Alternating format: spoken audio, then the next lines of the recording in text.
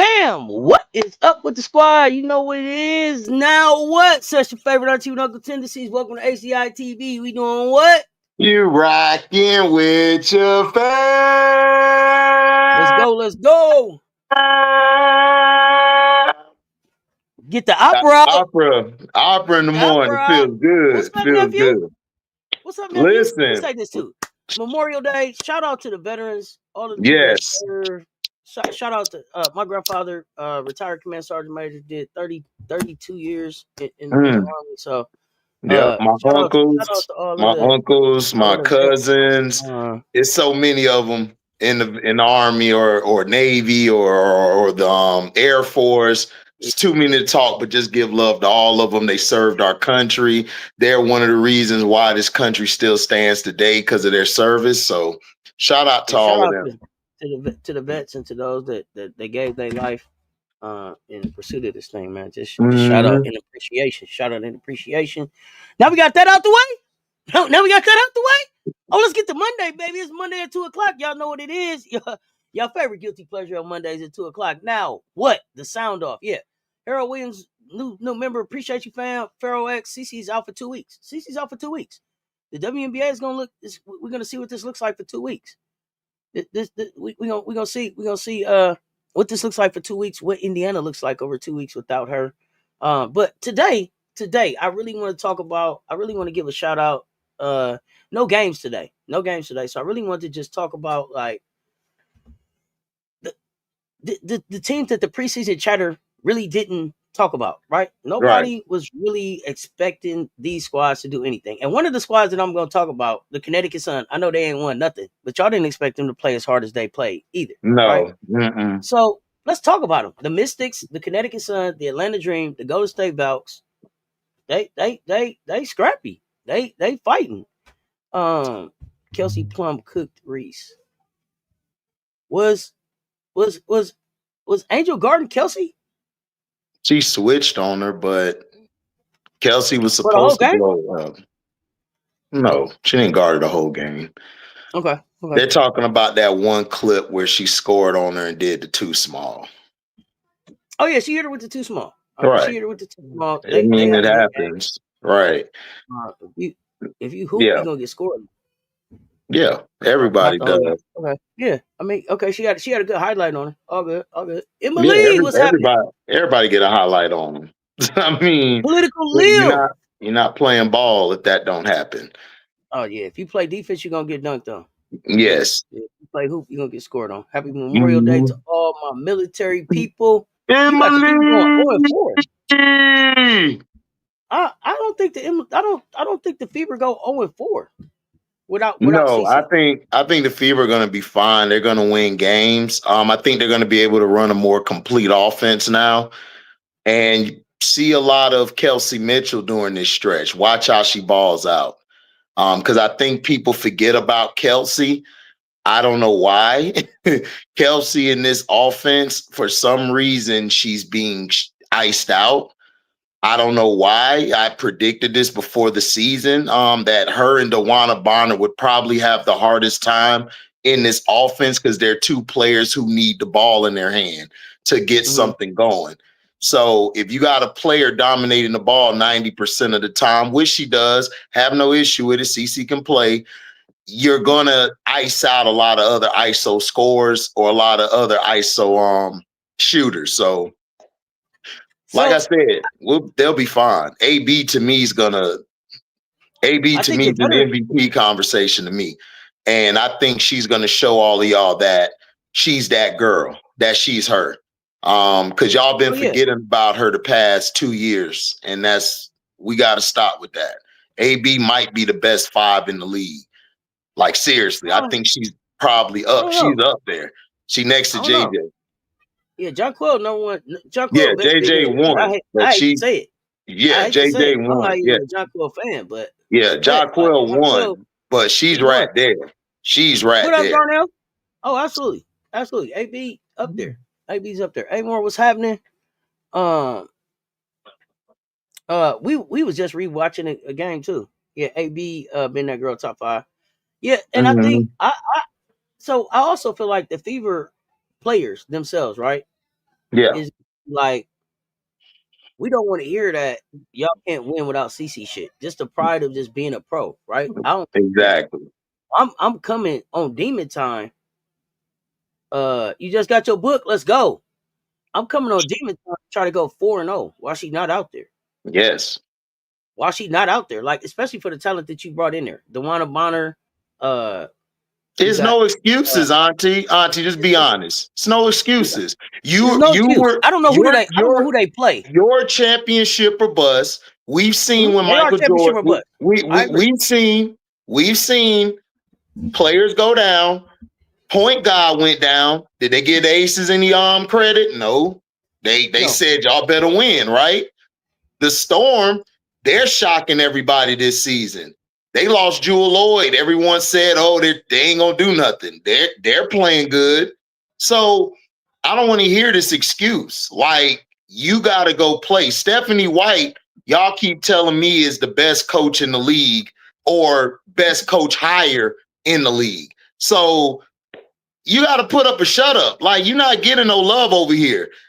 Y'all not giving anybody else any grace. So we're not going to give you grace. Come out here, ball out, win these games, stay in championship or playoff contention, and do your thing until she get back. I don't That's all I know. want to hear. Sidney Johnson might be the best offseason hire. I think so too. I think Johnson so may end too. up being best I offseason think hire. so too. Yeah, I think so too. If they keep playing the way that they are. This was because Kiki was going at it with AT. Like, and she got that skull on AT and barked back. Look, listen, Sydney got them girls playing. Listen, they got them playing without fear and just hooping. Yeah. Like they ain't got nothing to lose. It's balls to the walls, right? So yeah, run them lights up, y'all. Look, I don't want to be here. I don't want to hear it. Get it done. Okay, yeah, AB. That's what I'm saying. I don't see the Indiana Fever beating the Washington Mystics. I don't know that. I think they could. Fever got a good team, man. And listen, AB and Natasha finna go to work these next games. And then Kelsey Mitchell to me is gonna close. And Dewana Bonner, we're gonna see if she's done or she's not done. Are you done? Or are you just starting? Like, what is it? Because you've been looking terrible the past 4 games. Now it's time for you to show, look, I could play. So that's what I'm trying to see from Dewana Bonner, and I'm trying to see from Natasha Howard.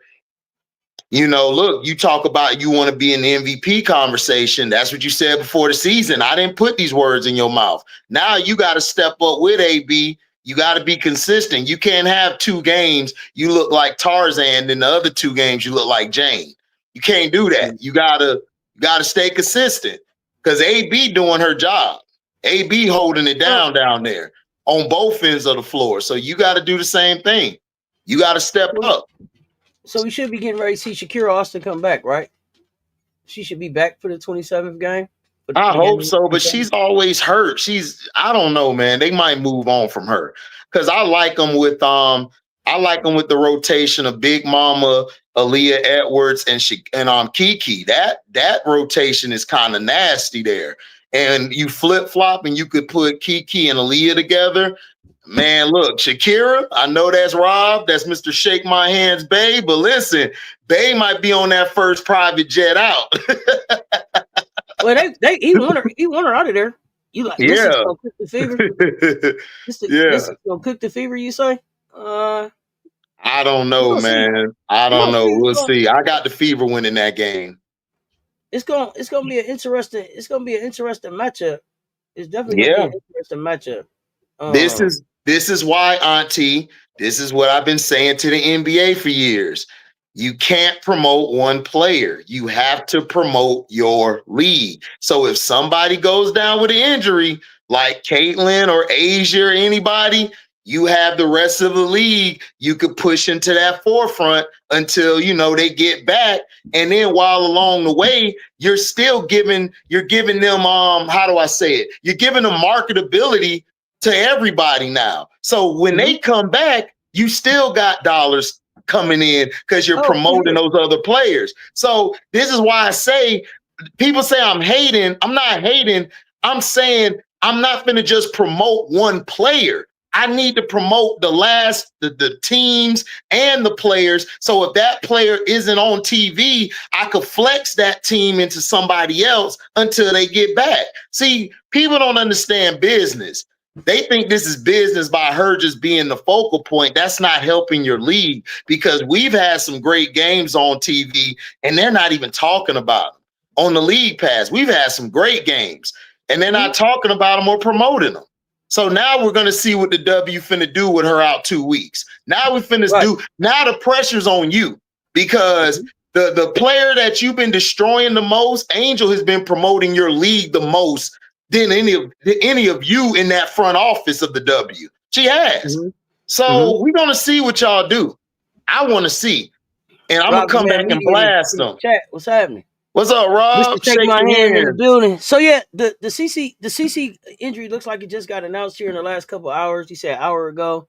Yeah, out a couple of weeks with her. Well, with her hurt, the league has no excuse to promote more players in the league. And now that she is down, them having all those televised games is gonna backfire. So does it backfire, or does it give the WNBA opportunity for us to show us how flexible they are and how quickly they can pivot? Right? It gives an opportunity. Yeah, they still need to be able to sell these games. They're still coming on TV. Like, you're not gonna be able to cut these games off. You have to put a product out there. We need to put pressure on them. They need to have pressure put to them. But the other thing is, though, all they got to do is promote it. Like you said, the WNBA has had a great product on the floor since preseason started, and since regular season started, people have been on demon times. So this is a great time for them to pivot and be able to show how flexible they could be, and being able now to shine a light on some of these other players. Right. Even if it's the players in Indiana. Even if it's the players in Indiana. So I mean, like, you sold these tickets now. You sold these tickets now. And now you have to deliver a show. What did they say in showbiz? The show must go on. Next woman up. Next woman up. Hey. Next person up. Shoot that thing, baby. You gotta shoot that thing. So, shoot that shit. Shoot it! Shoot it! Shoot it! Thank you. She collaborated promoting the league, but the league ignores her and makes her the villain. You talking about Angel? So I mean, let's see. Let's look at these games. Let's just for the sake of conversation, real quick. Let's look at what are those 4 games that Indiana's going to play while she's out. Who are they going to see? Let's see.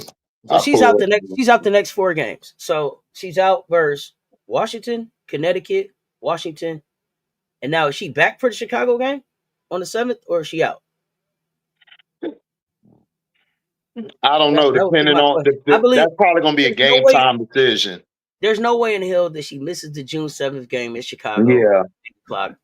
Yeah. On CBS. Let's just keep it. She's not 8 o'clock prime time. Right. She's not missing that game. She's playing. Right. Okay. Right. But they're gonna play Washington twice. They probably could split those games. Yeah. 1-1, right? Because they're at Washington, and then they're at home. So they should be able to split that game. And then they're home at Connecticut. Yeah, like I said, all those games are winner. Even if she don't play against the Sky, they're beating the Sky. So they could go 3-1. They go 3-1 without her. Like, that's what I see. Like, they could split one of the Mystic games, and then they'll beat the Sun and the Sky, and then I could see her come back June 10th versus the Fever. I mean, not the Fever, the Dream. That's a good way. If she put they're gonna sink the ratings. No, she's not. She's gonna play.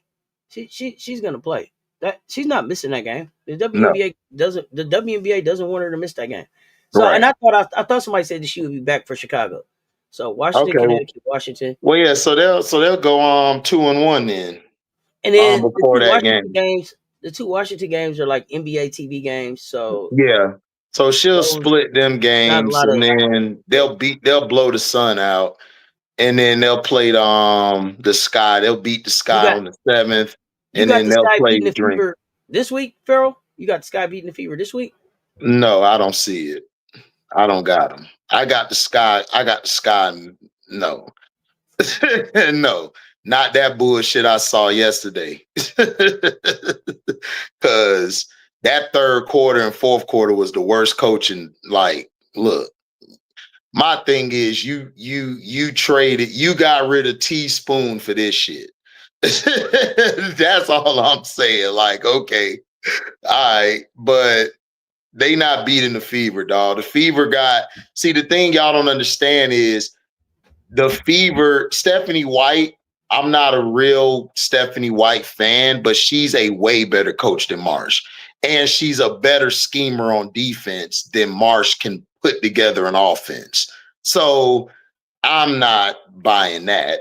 So, but I think the Fever will be fine because they got a defense. They got a coach who knows how to utilize her players.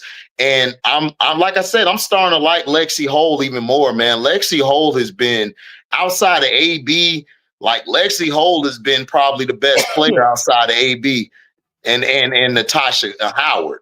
Like, seriously, she's been balling. So I would give them like a 2. I would give them a 2-1 before they go against the Sky. So I'm not worried about her being out. They'll be fine. They got ball handlers. Even if you got to put Sid in there for like 5 minutes, you could have her handle the ball for a little bit and then go from there. So I don't see it. Got you. You say CC's gonna miss the Sky game. Okay. All right. That's what I'm saying. What's if it's up, 2 weeks, if it's 2 weeks, I could see it. I could see it being a game time decision, but I don't know. I don't know how the severity of the quad is, because those things are tricky. Whatever is the lower leg injury is very tricky. It could either be partially torn or it's just, sore muscles. Muscles are like harder to come back. They're calling it strained left quad. So that means it's a slight tear. So if it's strained, it's a slight tear. So we'll see. We'll see if she comes back. But I could see it I could see her coming back for the Dream. If she come back for the Sky, I'd be like, damn, my fault, y'all. But I don't see her coming back for that game because they brought it out. I think they were trying to hold it in because they want that money for her games still. So I don't see her coming back to the Dream because those is different to deal with. I can see her game time decision for the Sky and definitely coming back for the Dream. So that's what I got with CC. So I don't know. We'll see. But yeah, they'll be fine. Kelsey Mitchell will finally get the ball because she don't get the damn ball at all. Kelsey be looking like, yo, it's here. It's very different from last year, right? It's very way different. Yeah. But see, Kelsey, listen, be careful what you wish for, though. But be careful what you wish for, because they were saying the players were rumbling about Christy Sides. Now you don't get the ball like you used to with Christy Sides. Kelsey used to get the ball all the time. Now she don't. Mm-hmm. So you got to be careful what you wish for. I like the idea of them calling up Breezy, though. I like the idea of them calling up Breezy for 2 weeks, put her on a 10-day contract, get you some 3-point shooting perimeter defense while Caitlin is out. Run. Why not? I like that idea. Sky looking like 0-15, and that's bad for the league. Sky gonna get a league call soon. But no. They're getting that call now. It's not no soon. What are you saying to them though? Oh, they're telling them what the hell is this on the floor? Because they got 24. They got 24 national TV games. Yeah, they do. That's messing with your business. And I'm not saying that they're going to step in and say, "Oh, y'all got to make this and make." They're going to ask them, "Look, y'all got to make some changes or something because y'all promised us that this team would be competitive." They remember Jeff said, we're going to be competitive. He did the little forked tongue stuff. The Indians used to call him forked tongue. That's what he did, the forked tongue. I'm hiring a championship coach, knowing that all of us thought he was going to hire a championship head coach. But he said, I'm hiring a championship coach, which he technically did because he's been on staffs of champions and he's won a G League championship. So then you trade the third pick and you're only giving that player 6 or 7 shots a game. And you traded the third pick while Citron over here can shoot any goddamn time she want to. So things ain't mathing or adding up. Then you got your 10th pick who ain't coming till next year. And you know how overseas players are. They could see what's going on in the States and could be like, I might stay again another year. So you might lose that. They're gonna have to address that. They're gonna have to address that in the CBA. They you got can't continue to allow the you can't do that. players Right. I agree. especially if you're gonna spend draft picks on these players. If you're gonna let them come when they want to come, then do a come when you want to come draft with those players in it. Yep. I agree. And separate that out away from the players who just finished playing basketball right now and are trying to get in the league right now. Yeah. I don't have any problem with the international players. No, I don't either. When they're gonna come, how long they're gonna stay. Well, okay, that's fine. But don't have them take away spots from players that are ready to go into the league right now. Thank you. That's my issue. So that's why I was telling people, they like, oh, HD, did you look at the overseas players? Why? I'm in America. I want my American girls to get their bread. I want my American girls to play. I don't want no player who could just say, oh, I'm going to be out, I'm going to stash away, and you stashed away when, like you said, Auntie, that spot could be for Destiny Henderson. That spot could be for Letitia Amy here, Bree Hall. It could be for plenty of players. But now you doing this is cutting jobs for no reason. So that's what I'm saying. The league already talking to him, Political Ill, because you got 24 national televised games. You sold them a bill of goods, like my title this morning, Jeff P. sold a bill of goods. He did. So now you're going to hear that backlash because at the end of the day, the league trying to get money. They ain't got time to be sitting here, you talking about a rebuild. You should have said that from the beginning, and we wouldn't have put y'all ass on TV. But we needed to because you got one of the popular players on your team. So now what? So you're doing this BS. I'm pushing back on that. The nerve of you, WNBA, to call me up and tell me about how I'm gonna do something with my star, and you ain't put her no fucking where. So you gonna call me up and tell me to push her somewhere, and you ain't pushed her nowhere? Fuck out of here. You gonna call me up and tell me to get to push her, but you ain't put her face nowhere. You ain't called her the face of this. You ain't called her a face in this league. Y'all ain't pushed her narrative. Y'all ain't pushed her face out there. So now you on my phone telling me to do it. See, people will be coming. See, people will be coming to see her already if you have pushed her as part of the new era of rookies coming in here. You had a good group of them that came in here last year that showed y'all they was coming in here and they're not waiting. They don't have nothing to wait for. They bank account already got some money in it. They're not here about the money. They're not here about the opportunity to sign some endorsement deals. They got them coming in the door. They hear about your job and a chance to play for a championship. Now, what y'all want to do? Take the ball out. See, they should have been pushing this narrative as the new era of the WNBA. Get in here and check out the new WNBA. Get in here and check out the parity that's in this league. Yep. Check out the 156 best female players in the world playing this game. No, I agree. Listen, let's look at it. I agree. I agree. With that, see if you call me, when the league office called me, I'm hanging the fucking phone up on them. Yay. Miss me with that bullshit because you didn't. Right. So that's what I'm saying. They're still gonna call in because of the TVs they're on the games they're putting on TV. But I agree. I don't have no issue with that, what you're saying, because they have literally tore down Angel Reese like beyond repair. Like her image as far as a basketball player has been destroyed because you as a business didn't want to how do I say, promote or market that as the new era. And you got a young rookie coming up. Now y'all trying to post certain pictures, but you're still not promoting these rookies. You're only promoting one player. Now that player gone for 2 weeks. Now what you gonna do?'re gonna have to start promoting these players. And what they should have done was they should have told YouTube and these other sites, yo, we got to overshadow the negative and put stuff out on our platform of our players in a good light. And they don't do it. WNBA don't do it. It's so stupid to me. What am I going to sell Angel as now? Because for a whole season and the beginning of this season, you guys allowed a narrative to be pushed that she only get rebounds because she rebound her own missed shot. Exactly. So how do I promote? She only scored because she put back her own missed shot. Exactly. Her records don't count. What is a double-double? That don't matter. Yep. Exactly. She can't shoot. She don't have no layup. So now what am I supposed to sell her as now?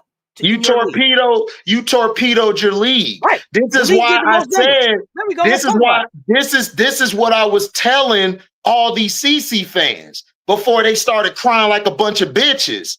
I kept telling them, look, you gotta promote your league, because when Michael Jordan left, remember the first time Mike left when he retired because of his father passing away? What happened?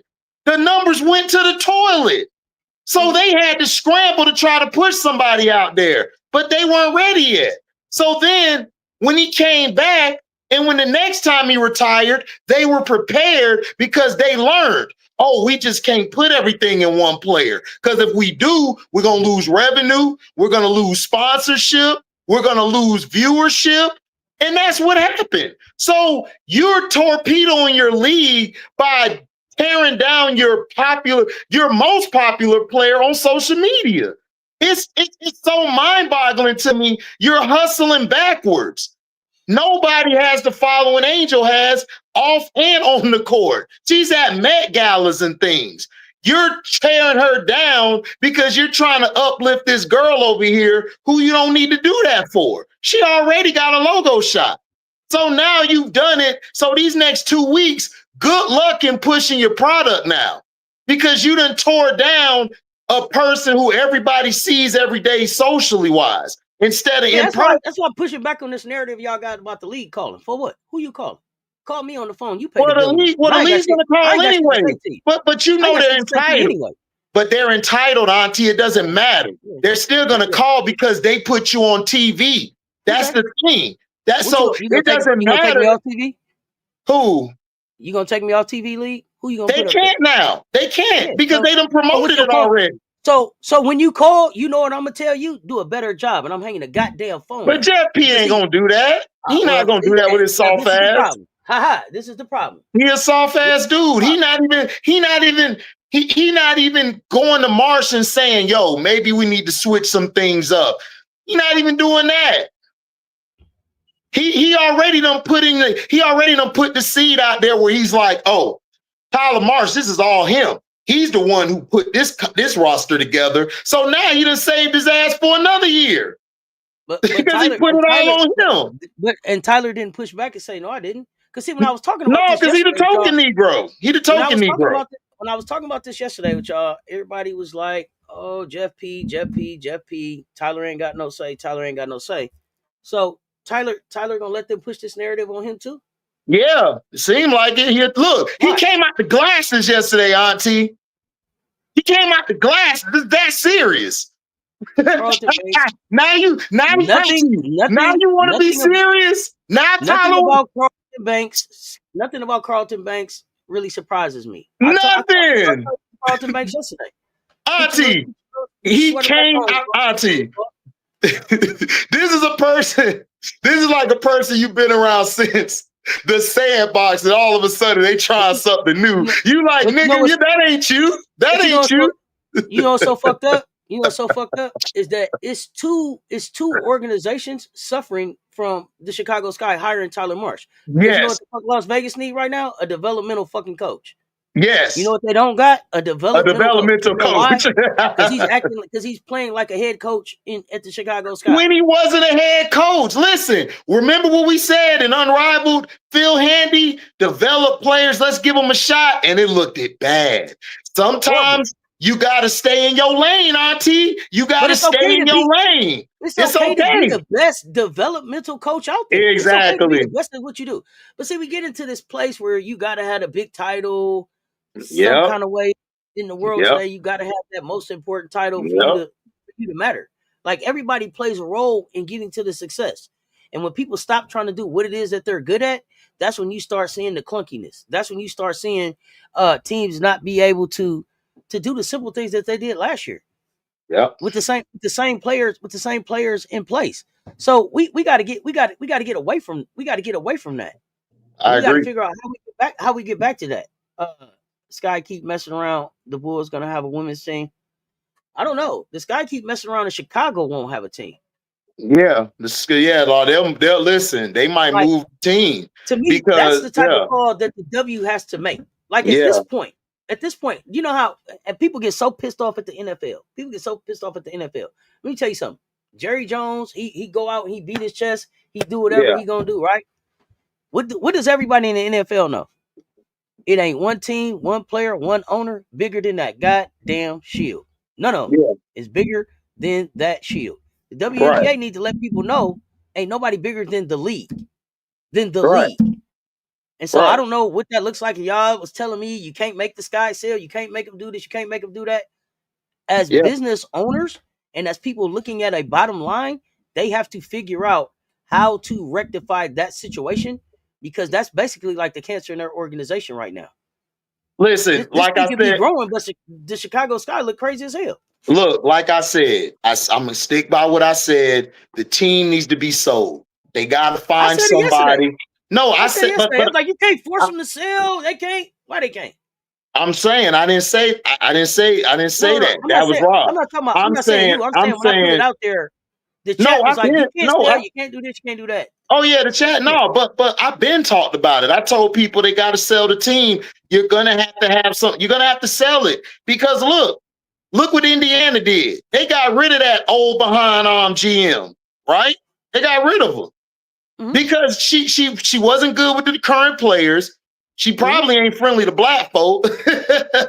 They had to move. Man, if the first W dynasty doesn't exist anymore, the sky can never be saved. Hey, use the comments. Four championships in a row. Started this thing. Erase.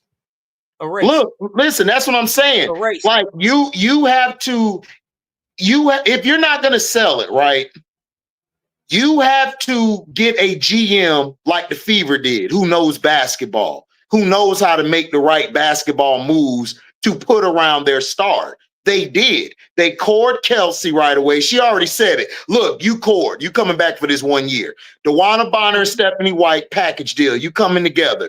Natasha Howard, no, you're coming back. Let's go. And look, you got it. And then they got Sophie Cunningham. People may not like her, but Sophie Cunningham is an irritant and she plays defense. It may not be the best in the world, but she gets technical fouls on the other team that leads to points. So that's what I'm saying. She did the right job in bringing the team together. If you're a franchise and your front office, I've seen plenty of front offices where they've been trashed, but they hire basketball people either as president or as a GM, and they win in spite of that front office. You have to do that because if you don't, this is what we got in Chicago. Bullshit. Here's the thing, though. Them in spite of moments happen when people rally around to do something in spite of somebody or instance or something, right? Right. Chicago ain't rallied around to do in spite of nothing. No, they're not going to do that because Jeff P don't know shit. You don't trust him. Look, Jeff P told you, Auntie, if Jeff P come to you and say, you're the player, just think of it from a player perspective. I come to you and say, I'm going to get a championship coach. You're thinking like another Becky Hammond or a Sandy or a Cheryl Reeve, right? That's what you're thinking, right? A head coach. He bring you somebody who ain't never coached at the W, the same as and the thing is, it was a play on words. Okay, is Tyler Marsh a championship coach? Absolutely, he is. Absolutely. The next thing y'all gonna do is get in the chat and be like, he won 2 with Becky. He won 2 with Becky. Right. See, what disqualifies him for me is the last two words in the statement. With Becky. With Becky. Takes him out of. Hold on, let me do the Rob. The 2 apostrophes on one side. Yeah, the air Becky. The air quotes. With Becky. and because we don't really know how involved, especially based on where he sat on the bench, how involved he really was in that run up to the championship. And people are going to say, "Oh, when Becky was suspended, you got a chance to see what Tyler would do." But you got a chance to see what Tyler would do in a situation where the team felt like it's us against everybody. They just suspended our coach. Mother's on our team. We got the best player in the world, and we're going to go get this thing done. That's an in spite of type situation. Regardless of what Tyler do, we're going to go out here and win. But Becky has set that thing up where it was still a well-oiled machine. So all he Facts. had to do was get up and cut the button on, hit the button, and watch it. That's Watch it. it. Speed up, fast enough, or slow down. Make an adjustment. Otherwise, sit down and watch the show, man. I put this thing together for you. And So hold on, Auntie. what? You had Nakasi there, Mm-hmm. aka Knocking Boots. Okay. Okay. So he really didn't prove to me nothing, because look at what she's doing in Golden State with a bunch of 6 women. That should be 6 women on another team. They whooping ass out here, and they don't care. They're scrappy. So Jeff's connection to basketball is analytics. Okay. Okay. Listen, and this is what I tell those people, political ill. You analytically could get the hell out my goddamn face. How about that? I don't want to hear it. Analytics is the most dumbest shit they done put together. Like, it's dumb. Like, you don't need, listen, if me and Auntie playing 2-on-2 basketball, Auntie, I know, is great from the elbow. I know she great from the elbow because she been whooping my ass and other players' asses from the elbow. I'm going to set a screen and get her the shot at the elbow. What do I need analytics for? To tell me that. Right. That makes no sense. And then I'm going to shoot a 3. Like, if Auntie under the basket and I'm right here, she's open under the basket, why am I going to take a 3? Yeah, we get more points, but why not get the easier points? That's what I'm saying. We're making basketball, and it's not me going at what you're saying, political ill. I'm just saying we're making basketball like rocket science, and that's hurting a lot of the game. And that's why we're hiring these coaches, because they were nerds and they knew how to put this periodic table formula together. And you just was out here not being able to do that, but you still were able to play the game. So I don't understand it. It's to me, it's ruining not only WNBA, it's ruining sports in general, because now you got the bettors involved. So now you got players and people who betting on the team who's doing extra bullshit. So you don't hit the marks or they hit the marks. So it's too much colludedness going on with the sport. So that's my issue, is Jeff P doesn't know how to build a team. All he had to say from the beginning was, be patient with us. We're rebuilding. We're finna play. We're finna go with our star. We're finna try to put the best talent around her. Don't come out guaranteeing that you're gonna be something and you're not. That's how you lose the fan base. Because now the fan base is gonna be like, and why even waste my time, man? You bullshitting me. That's every fan base. You think them Philadelphia Eagles, Sixer fans gonna sit back and let you lie to them? That's why they came out and said, this is a process. This is a process, because they know them Philly fans will be at the front door like, hey, man, what's up? Do the Chicago fans care? I don't think they do, because Auntie, look at it. The reason I say that is because they let the Chicago newspaper talk bad about the Chicago Sky. Like, exactly. They don't even demand that the local coverage is fair or even like or even pro Chicago Sky. So I'm just not understanding. I'm not understanding the marriage in Chicago. It's like, I don't know if it was a forced marriage or what, but maybe it's just time for the Sky to get out of Chicago. Maybe they might have to. Look, let's look at the organizations. Ronsdorf owned the Bulls and White Sox. The fans hate Ronsdorf. He don't care. That's why they do what they do every year. Now let's go to the Chicago Blackhawks. The Blackhawks do well. Let me say this about Reinsdorf. The Blackhawks do well. They let Reinsdorf live off Jordan's 6 championships. He gets to go back to that. He gets to live off of that. He got 6 of them. Right. I give him that. Good. Yeah, I agree. Now, you got the Blackhawks. They're successful because why? Because it's majority of who? White people. So they're going to do that for that organization. So now you got the Cubs. The Cubs spend money because they're owned by a whole different entity of people who want to try to win every year. That's why the Cubs are in the mix every year. Then you got the Chicago Bears. They've been trash since when? Like Walter Payton or not Walter Payton, but Lovie Smith. Like they haven't been able to figure it out. So you're in a city where the media is the media doesn't protect the black athletes. They always bash them. Look what they did to Michael Jordan. oh, Michael Jordan is gambling the reason for his father's passing. And this is your biggest star in the city. And you said that. So it's like, what are we talking about? So the media has a disconnect with the organizations, or in my opinion, the organizations don't give a damn. They just don't care. They don't care about their stars like that. Because if they did, you're letting your star get bashed the way she's been bashed since entering the league. Other players see this. This is what I was explaining this morning, Auntie. Other players see this. Other players are watching how you treat Angel. They're watching, if you can't protect Angel, somebody who's big as her, why would I come to your team? Why would I even spend my time?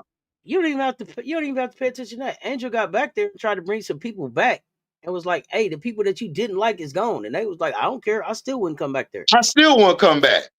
But guess what they said though, Auntie? They said you could come play somewhere else. Yeah, we could play somewhere else. What's up? So Chicago, if you think Angel's stuck, she's not stuck.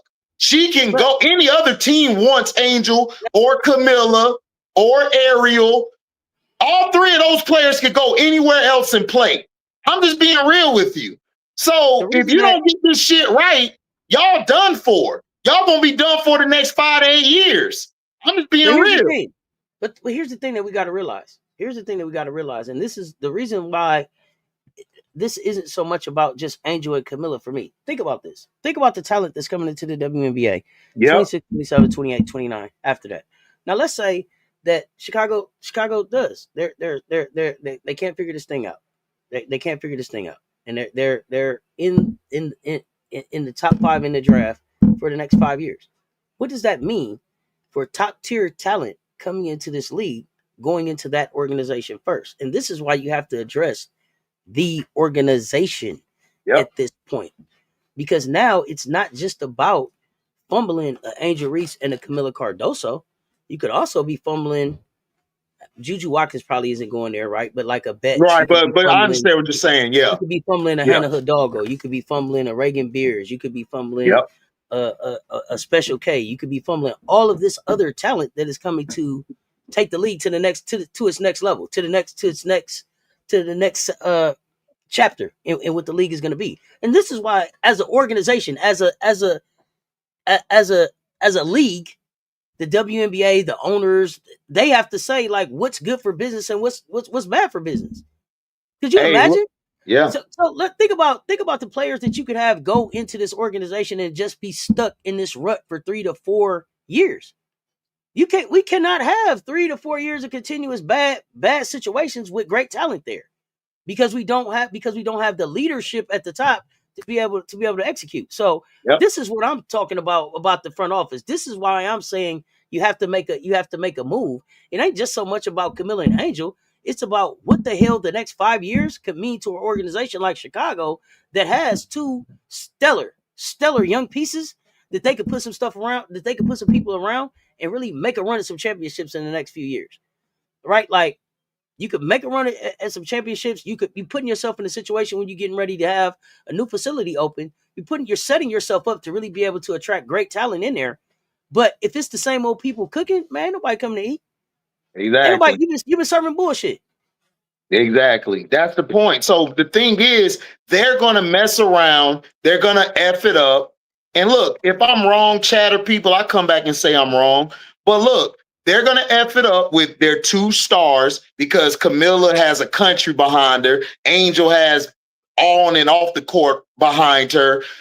Mm-hmm. Then the next person come in, they're going to screw that up unless they change, either putting a basketball mind in there and they let them cook, or they just got to move the team like a Candace Parker, like somebody said in the chat, Candace Parker or D Wade, or some of them might have to open their wallet up just to take over the team.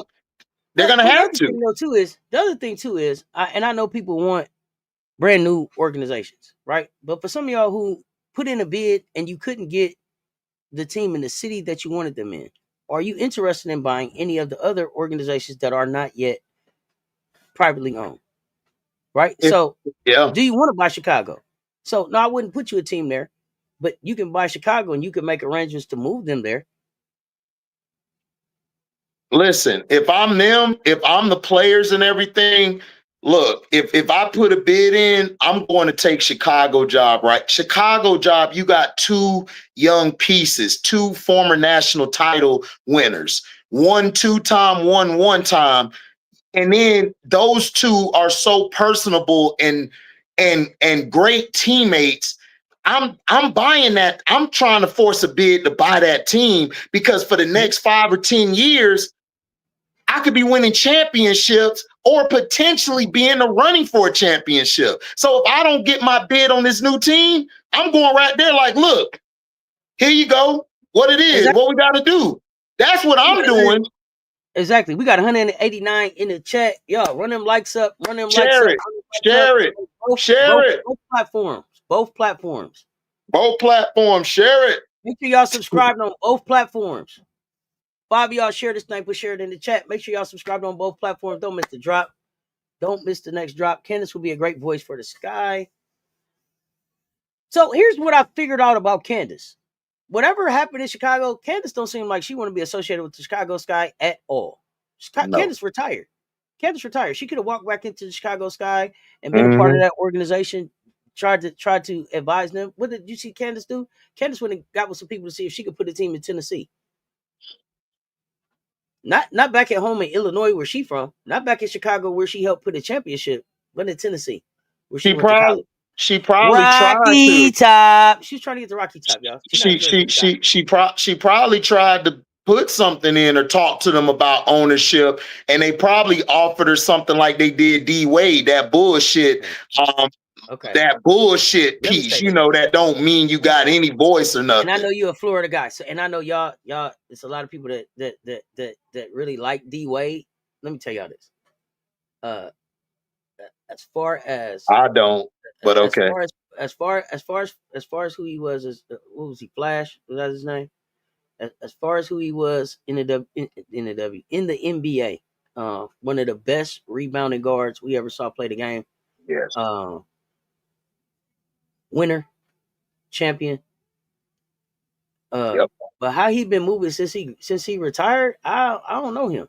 I don't know him. I can't figure him out. Exactly. I don't know. No, that's Dwayne. That's not D Wade. That is Dwayne.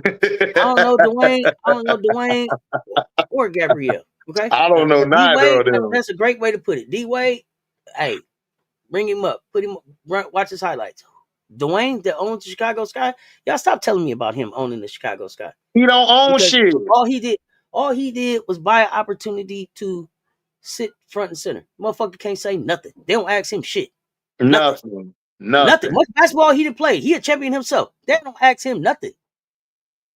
They don't. So he said that's Gabrielle getting her hooks in him. I don't know. I'm not a Gabrielle Union fan either. Man, I don't like her either. So yeah, I never liked her anyway. You know, but yeah, and Auntie's opinion about some of these people that y'all really like. I don't like them. I got a different type of. I got a different opinion about what happened and how it happened. Yeah. And why it happened. So I can say to myself, we'll keep it basketball right now. Yeah. But she turned him. I don't know. I don't know. I don't know. Bright Eyes, he's a silent partner. That's just another code name for nigga, shut up, and just stand over there. No, silent partner means shut up, and I'm gonna use your name, image, and likeness how I like to. Exactly. It don't mean nothing. That don't mean nothing. Center court. Right. When the last time you paid some money to shut the fuck up?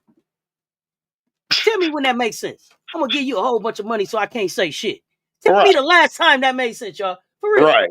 Because I'm not taking that money. He was always suspect. She flipped that shit all the way over. But when was the last time you paid some money to just shut up? I'm gonna give you all this money and I ain't gonna say nothing about what we do with it, how we do it, when we do it, none of that. Yeah. I'm not signing up for that. I'm not either. Okay, you from around there. You don't care for them either. Okay. Yeah. I'm not. So I don't understand that part of I'm an owner. Hey, Waterfall, I would love to bring the Sky to Houston, Texas. Look, go ahead. Got a new member in the building, William Goins. Welcome, fam. Welcome, fam. Appreciate you. Hey, don't miss the VIPs. Don't miss the VIPs. Get in these conversations, y'all. Get in these conversations. Oh, yeah, me and Auntie got to do a VIP for y'all one day. me ask y'all this about the VIPs, because you be on late night. It may have to be a late night VIP only. But we gonna have you up there. We're gonna do a VIP. Yeah, I'll be up late. I be up at hours where people be like, nigga, how you up this? Like, nigga, that's how I do. Hey, bro, sleeping on Gotta bed. get the work in. What do I think Kathy saying about the sky? Nothing. Kathy who? Oh, you talking about Kathy? The white girl Kathy Engelberger? She not saying anything. She not saying shit. Listen, she ain't come out to say nothing about Angel Reese. Have you heard her voice anything about Angel Reese? No. They treat Angel Reese is the most. I've never seen a young player in year 2 get destroyed like Angel Reese has been getting destroyed. Like there has never been any nice articles about her. There's never been any positive publicity about her, unless it's from her fans or people who are unbiased. Most of the people, they hate her. They hate it. They rather see her fail than do well. That's what they do. They take little clips of stuff and run it through an 8-minute video every day on the internet, destroying her. I've never, and Kathy says she wants to grow the league. Man, you missed me with that bullshit. I don't rock with Kathy. Kathy should have been fired 3 years ago. She should have been gone. But because she brings those corporations in and that money in for teams, that's why they keep her around. It's bullshit. Oh, appreciate the super chat, William Goins, man. I love the commentary, guys. Says in HD, man. Look, Auntie is my dog. she put me in the game, and I said, I got you, coach. we here. We in this thing. We in this thing. Hey man, we appreciate y'all pulling up. It's Memorial Day. We didn't know what people was doing. We didn't know. We didn't know. 184 to chat. But I need y'all to make that make sense. When you hit the like, hit the share. They both right there. Yeah. Just share that shit. Share it. Right there. Yeah. We on our push to 5,000. So each one of y'all invite 10, man. Tell them we here. Don't miss the next drop. Keep doing your thing, man. Keep on doing it, man. Y'all the reason why we put these shows out. Y'all the reason why we grind. Because y'all love the content. That's why we here still. Here's the thing. And it's time for people to get over it. If you hate Angel because she beat Caitlyn, then you should be over that. Because Caitlyn's they ain't gonna get over that. They ain't gonna get over that. You gotta get over it. They never get over it. But if that's the issue, then you got to get over it, because Caitlyn has now beat Angel the last 2 or 3 times? How many times she beat her in a row now? So like if that's what you're mad about, get over it. She's beat her now. Right. So what are we talking about? She's beating her a lot now. So how y'all think Aaliyah and Kiki will work? Would you think will start together? I think they'll be on the floor together. That'll work great, because Kiki and Aaliyah got dog in them. They dogs. They're gonna figure it out. That's what they do. I don't know if they both start on the floor together. I don't know. Aaliyah's I wouldn't start. I wouldn't start Lily. I wouldn't start over Kiki. I would have them on the floor during like a set or something, like during some time during the game. But I can't put Big Mama Dolson on the bench. Big Mama Dolson. Not right now. Not right now. Big Mama Dolson she stretches the floor and she defends she's a very good post defender. A lot of people don't give her credit. Big Mama do her thing. You gotta watch the Mystics play. When you talk about that interior defense, think about the defense that they play against Asia. We battle with the Mystics when we play them. I don't care what you think about the Mystics team. We battle with them.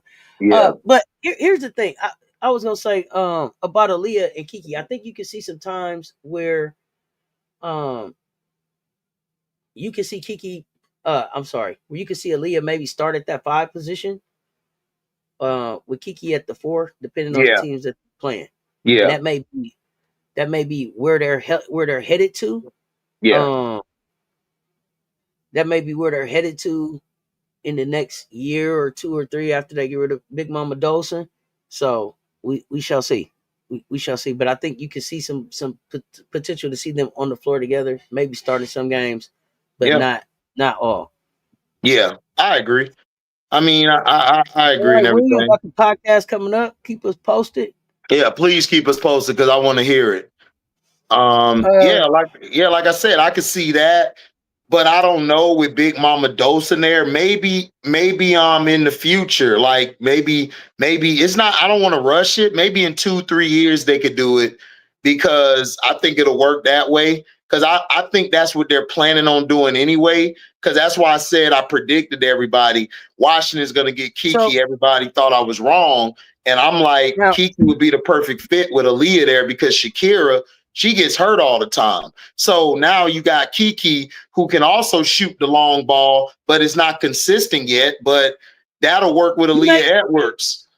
You may see them put all three of them on the floor together. Shakira, Hey, I would do Kiki, it. Listen. Shakira, Kiki, and Aaliyah. You may see them go big like that. Like I said, now Shakira doesn't stay healthy all the time. But if you watched her in the 1v1 in Rival, you got she's skilled. She's a beast. You got to really see her bag. Yeah, she's a beast. Really in Washington, right? She pretty much plays as a big. But that skill set that I saw at Unrivaled on the floor with like what Kiki does and what we also saw what Aaliyah does at Unrivaled. Reminded me of AD. Reminded me a lot of Anthony Davis if you want to compare it to a man. Not street clothes. Not street clothes, bro. Not street clothes. No, my bad, y'all. Auntie caught my joke. Not street clothes. Don't do that. Don't let her remind you of Auntie said, go put that coat back. Auntie said no. Go put that coat back. You're not doing that, nephew. You are not doing that. Cousin Bree Wayne. Dosing space in the floor helps Kiki operate better than when she's in with a. Yeah, it does. You right, Bree. You right, Cuzzo. I'm ready for Unrivaled again. I ain't been liking these games. My team. I feel you, dog. I'm the same way. My team always. Hey, okay. So your teams is the Aces, the Sky, the Dream, and the Sparks. Imperial Stats. You got a lot of teams. I don't think you put a name together for all of them. Listen, the Dream surprising a lot of people. Look, listen. Oh, excuse me. I had to sneeze. I'm allergic to a lot of bullshit these days. So bless you. Hey. The Dream have been balling. Look, Alicia Gray. You are that girl. You a baller. You listen, Alicia Gray, the type of hoop. This is the hoopers I like.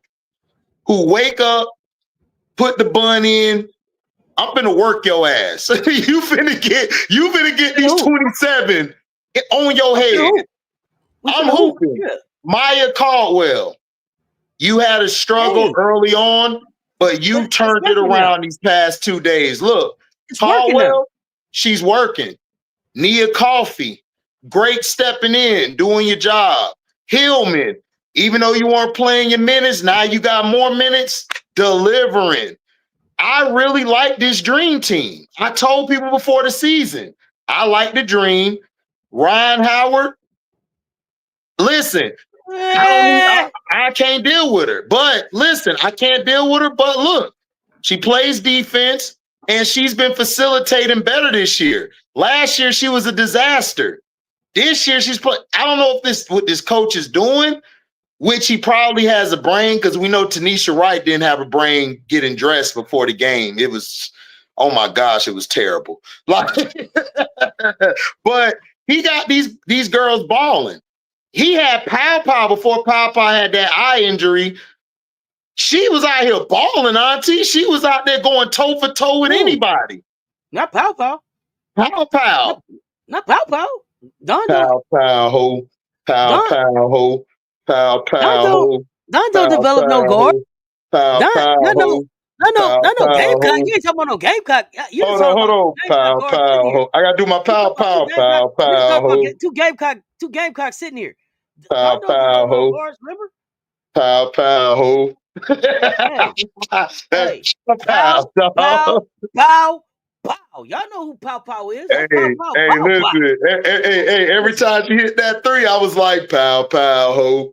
Pow. Hey, what? Pow. That's pow. That's what we're here for. That's pow, dog. Look. The way Pow attacked the WNBA. Right. just so proud. I'm just so proud of her, man. I'm just proud of her. Yeah, man. I love it. I'm not even gonna hold you. The last two classes of rookies that came in, I'm loving the way that they've attacked just coming in. Like Me too. We respect you, but we here to hoop. We're here to hoop. Look, listen, low key, like Angel outside of that last game, she's still doing her thing. It's just that she's being hated on. Camilla. But it's not even that. It's that they're being hated on, but it's also that they're being attacked. They're Like being attacked for no reason. Enrique was 0-8 for a minute in the game. 0-8. Hold on. The Mystics were 0-15. The Mystics were 0-15 last year. Yeah, and then they was trying to get to the playoff. I'm just saying, like, people, you know what it is? And this is what I said about Miller this morning. Like, look, y'all putting too much on a second-year player. Like, Miller had a good game. There are going to be times where both players have lapses. This is their second year. But for their second year, they're ahead of the curve than a lot of second-year players I've seen out the draft. There's some second-year players, Auntie, we know from watching since back in the day. They're not even in the league. They're not even getting no playing time. They're not even started. So I think people are used to microwave. They're used to a microwave era instead of just letting it simmer in the oven for a while. Sometimes you gotta let that thing sit. They don't know about having a warm dinner up in the oven. They don't. People don't know. They don't understand how you got to preheat that thing. Yeah, they don't. They don't understand. You know, they put these potatoes in the microwave. They be done about 5-6 minutes, right? Man, I grew up where you had to preheat the oven, nephew, and then you had to let that potato bake for like an hour. Yeah, absolutely. Listen, my mom, I take care of my mom. Like, my mom is old school. She from the 40s. She still do that shit. My sister, 11 years older than me. She still do that shit.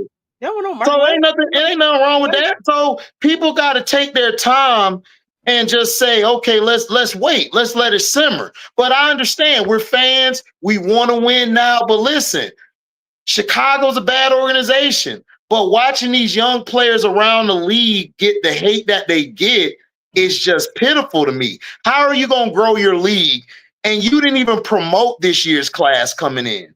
Sanaya Rivers, God bless her soul, to deal with that and to come out and ball, to come out and take it to Ron Howard on both ends of the floor. Look, that's hard. She lost her moms. Like, it's not even been that long. And she's still out here playing. You know, Anissa Morrow got her first shot yesterday. Now, I might think she need to move to the 3 more, but hey, she got her first shot. But other than that, she looked real small, though. Real small. Yeah, real small. So that's what I'm saying. Yeah, she came up real small. So we got to give a lot of these players grace and let them grow. Now, if they're in their 5th year still doing this bullshit, then I understand you to criticize, but they're young players. Every player out here has to work on something.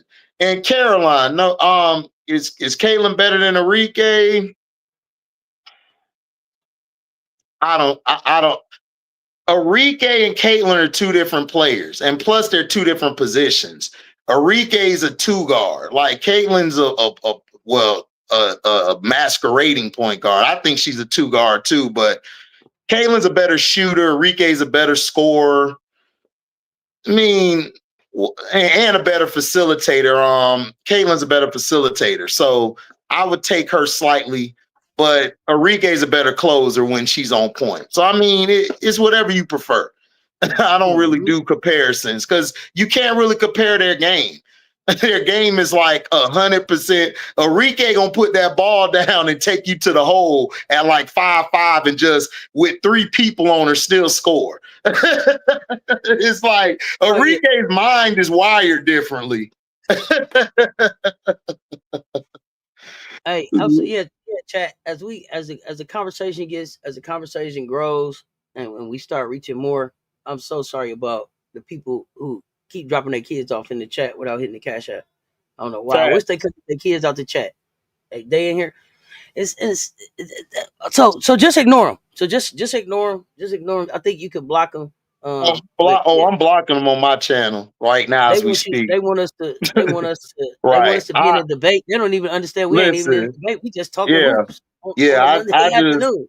I just block people, man. Somebody gonna try to come to my channel and say, "Hey, don't block nobody. You'll lose money." I blocked him for trying to tell me about my pockets. Like, nigga, I mean, don't listen. Don't talk to me. I get money. I'm gonna let y'all know I get money. Don't worry about my money. Don't worry about the people who subscribe to me. If you ain't coming to subscribe and give your honest take, no hate or bias, you can stay. But you come with that bullshit, you will get blocked. I mean it. I'm not playing this year. I'm done with all that fugazi shit. I'm just being real. that's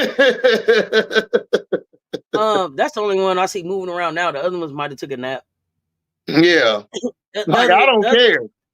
Don't tell me. Took a nap. That's like me calling Auntie, like, Auntie, don't do that, man. You ain't finna tell me how to run my shit. Like, what's wrong with y'all? You crazy? I mean, you know, listen, we give y'all a chance to come in and be a part of the conversation. When you come over and just you just spamming the chat with the same comments over and over again. Right. We don't want to hear that shit. Like, the other thing though is, you know what killed me is they show up and be like, I ain't never been here before, and say the shit they said yesterday. Like, I don't remember seeing your fucking comment yesterday, bro. I don't know what channel you think you on. I read every comment. That's the point of my channel. So I see you. Now, y'all know how to take my medicine. Sometimes I might be like, yo, y'all seen them before? What y'all think? I don't remember. But for the most part, especially when you come over and say something ignorant, not ignorant, ignorant. When you come over and say something ignorant that doesn't even make basketball sense, and I know you couldn't have a receipt to even prove what you're talking about, not even put one eye on the shit that you try to tell me, let alone two, with the bullshit that you speaking. I remember you. I know you. Right. You hear me? I know y'all. Like, bro, like, move around. Move around, bro. You're not fooling nobody. Right. Move around. Right. Yeah, we saw that waterfall. CC out 2 weeks. Yeah, we was talking about it. But yeah, the Valkyrie, man. Look, knocking boots. Look, man. You out there getting it in. Yo, look. If nothing else, they're going to listen, I'm about to be with Mondo and say, yo, I'm about to rep them Valks, man. Them Valks is balling, man. Look. Them Valks ain't playing. Taylor Thornton, I told people last year about her. I told people what Kayla Thornton has been that girl balling. She out here doing her thing. She locking down the best players on both ends of the floor, and she's helping you from the three and getting the rebound and putting the ball back. Jeff P, that's a wing. Let me break that down to you. That's a wing. Not Kia Nurse. Kayla Thornton. Jeff. No, I'm not losing faith in Moral after 20 minutes. I never had faith in Moral. I never had faith Auntie in Moral. never had faith in her. I have faith in her, but I never had faith in here. I told y'all from the gate. And let me say this: I never had faith in Moral playing the 4 or the 5 in the WNBA. She's too small. Like I told y'all yesterday, if y'all move her to the wing and let her go back to playing like how she was at DePaul, I got a shot for her. But to throw her out there and say, yo, you might got to cover Stewie. You might got to cover Asia. You might got to cover Nafisa. You might got to cover NECA. You might got to cover AT. Them is the games that she got to be able to win to get to a championship to make. I ain't gonna. She can't do shit with none of them. I ain't gonna hold you, man. I ain't gonna hold you, Auntie. I ain't gonna hold you. So I ain't got so Jeff, no, I never had confidence in her as a 4 or a 5 in this wing. Auntie, I work with you. What you got? Auntie, I don't know, man, about the wing either, man. It's really look. Okay, listen. Okay. Look, go back and watch some DePaul highlights. Watch some DePaul highlights. No. DePaul, great, but these wings I've been seeing for these top teams, man. She gonna have to work on it. She gonna have to work. She gonna have to get in that gym. She got to build some muscle up. The thing you can say about that is that she will work. You can say that. Oh yeah, she gonna work. She gonna work. I would put her at the 3, and then I would go with Sanaya at the 2. Mabry. Here's the thing. I think Mabry's costing them more games than they could have won some games. I'm not saying Yeah. I'm not saying they would be world beaters, but they could have won a couple games by now. Mabry is shooting them in and out the game. And then when she gets locked up by somebody, she just quits. She quits the entire Caldwell this game. And in the last game she played, I forgot the team she played the last game. She got locked down twice and she just quits. She quits on the play. She just quits. She don't even want no smoke no more. It's mind-boggling to me. I don't understand it. And let me ask you a question too. Oh, go ahead. No, go ahead. No, you good. Go ahead. No. Go ahead. Mabry should be out the league. I'm sorry. She should be out the league because she's not a leader. She's not, because you want to condemn a Kennedy Carter, right? Mabry, I never seen Kennedy on the floor just quit, just say I'm quitting, even if she got shut down by a defender. This girl literally just walked while the play was going on, and her point guard was trying to get her the ball because she was being pressured. She had to look and throw a wild pass just to keep the play moving. And then she's yelling at the coach about a play by challenge this. How are you showing you're a better leader? How are you showing you're a different Mabry? You got youngsters looking up to you that's rookies on the team. You're supposed to be changing this image, right? I don't see it. I really don't like her game. I think JC Sheldon's better than her. Sheldon to me is way better than her. Both ends of the floor, and she's not good. So I don't know. That's hard for me to take right there, nephew. I don't like Mabry. Sheldon better. So where's your money? Mabry is, to me, I'm not gonna say that she shouldn't be in the league. I'm not gonna say that there are 156 players in the league better than her, right?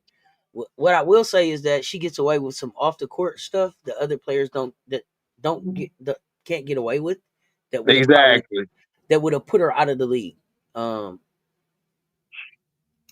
Yeah, Mabry thinks she's the Suns' franchise player, but she also doesn't want to be there. It's very weird. She wants to trade, but she's also the franchise player. It's really weird. So Sanaya Rivers has been outplaying her on both ends of the floor. It's going to end up being Sanaya Rivers' team, probably. Yes, it is. It ain't no probably. It is. Like if they can move to Boston, which I think they're going to sell the team there or somewhere. They're headed to Boston. They're heading to Boston. Listen, she's the star player, man. I'm sorry. And Hartley needs to start right next to her, and that's your backcourt until you find somebody. Man, I love Hartley. Look, man, this is why I don't like Jeff. Like, we could have had all these players. This is why I said you need a competent basketball player. Like not basketball player, but basketball player work too. Somebody who knows the game, who could bring somebody in, who knows talent.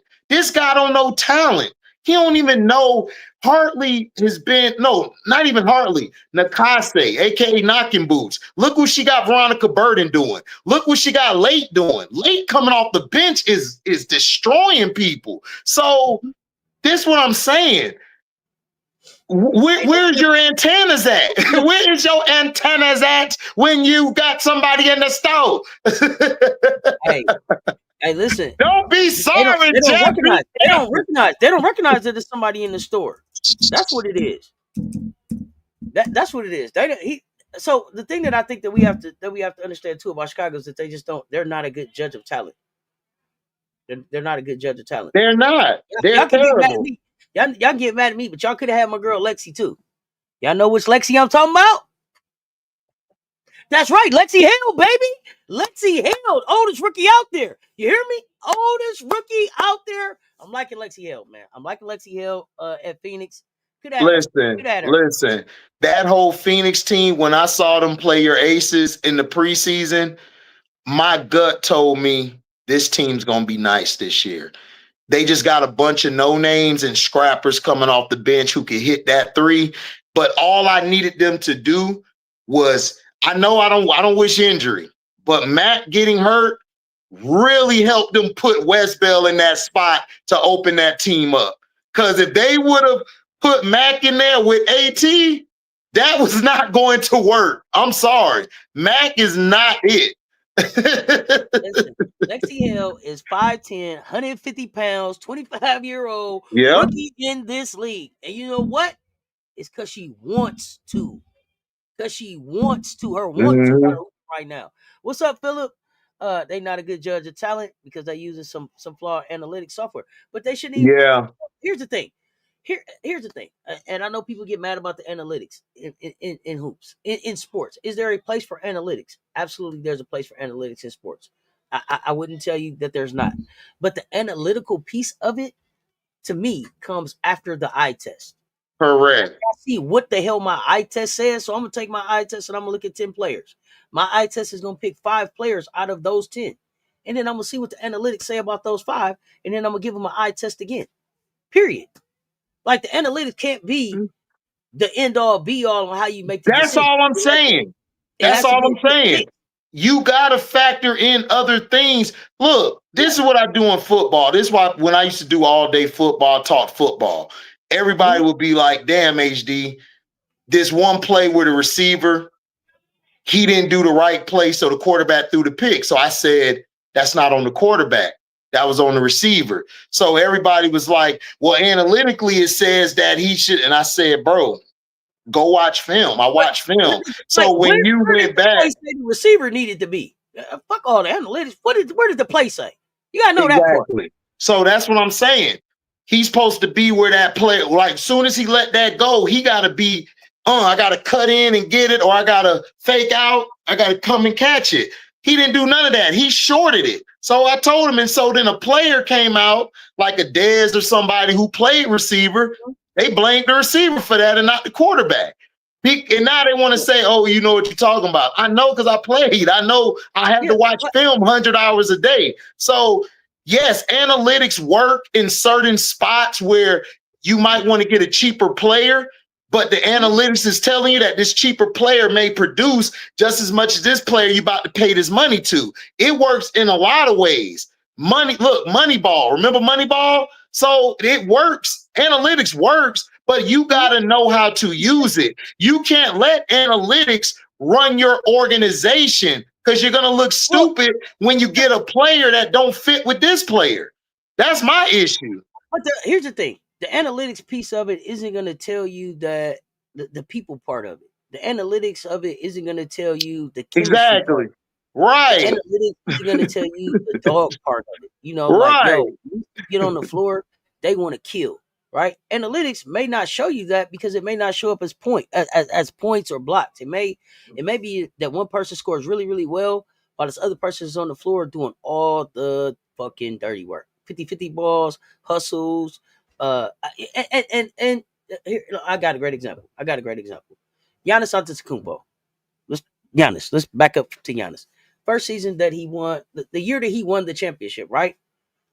There was no analytic that was going to tell you that you needed the Giannis Antetokounmpo on the team to be able to motivate Giannis to go get the fucking championship.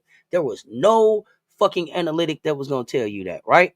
But if you watch those games, if you watch the year that Giannis won and won, when you watched him put the 50, when you watched him drop the 50 in the game 7 to get that bitch, when you watched him figure out how to get over the 1, 2, 3, because they counting his ass down on the free throw, it was the Giannis. I think that's the Antetokounmpo that was there. It was him. Yeah, it was the Nastas. Yeah, that's why he struggled. That's why he struggled. It was him saying, "Come on, man, you can do this." Yeah, but no analytics don't tell you but that. but that's why that's why their team ain't been good. Right. That's why their team ain't been doing good ever since because they kicked him off the team like dumbasses. That's what I'm saying. But you know what that was for? That was because of that dumbass analytics.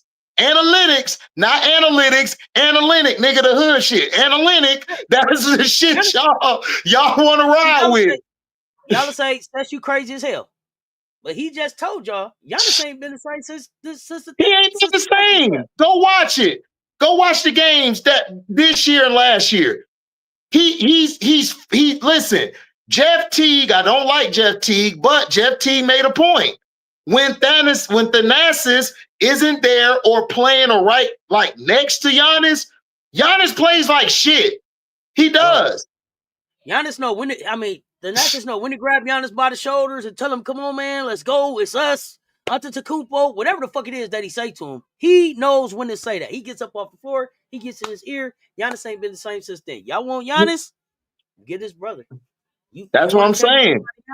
Bring his brother. Like sometimes y'all gotta understand. I understand y'all crunch numbers. I feel you. Like I got my brothers. They love numbers. They crunch that shit. I'm like, y'all have that. But at the end of the day, the numbers don't tell you the personality. It doesn't tell you, even though this person and this person together, they may score certain points, they may not mix on the court together. They probably don't, they can't work together. And that's something that Tyler Marsh and Jeff P ain't seeing. They're trying to go by numbers. But how do you know this player worked with this player? Listen, Angel Reese should not be the only player being able to get the ball to a 6'7" center. That don't make sense. Bro. How are you the only person who could get the ball to a 6'7" center? Well, here's the thing. Here's the thing. Why haven't the analytics told you that you need another person to get the ball to the 6'7" center? Why haven't the analytics told you that you have a problem getting the ball into the 6'7" center?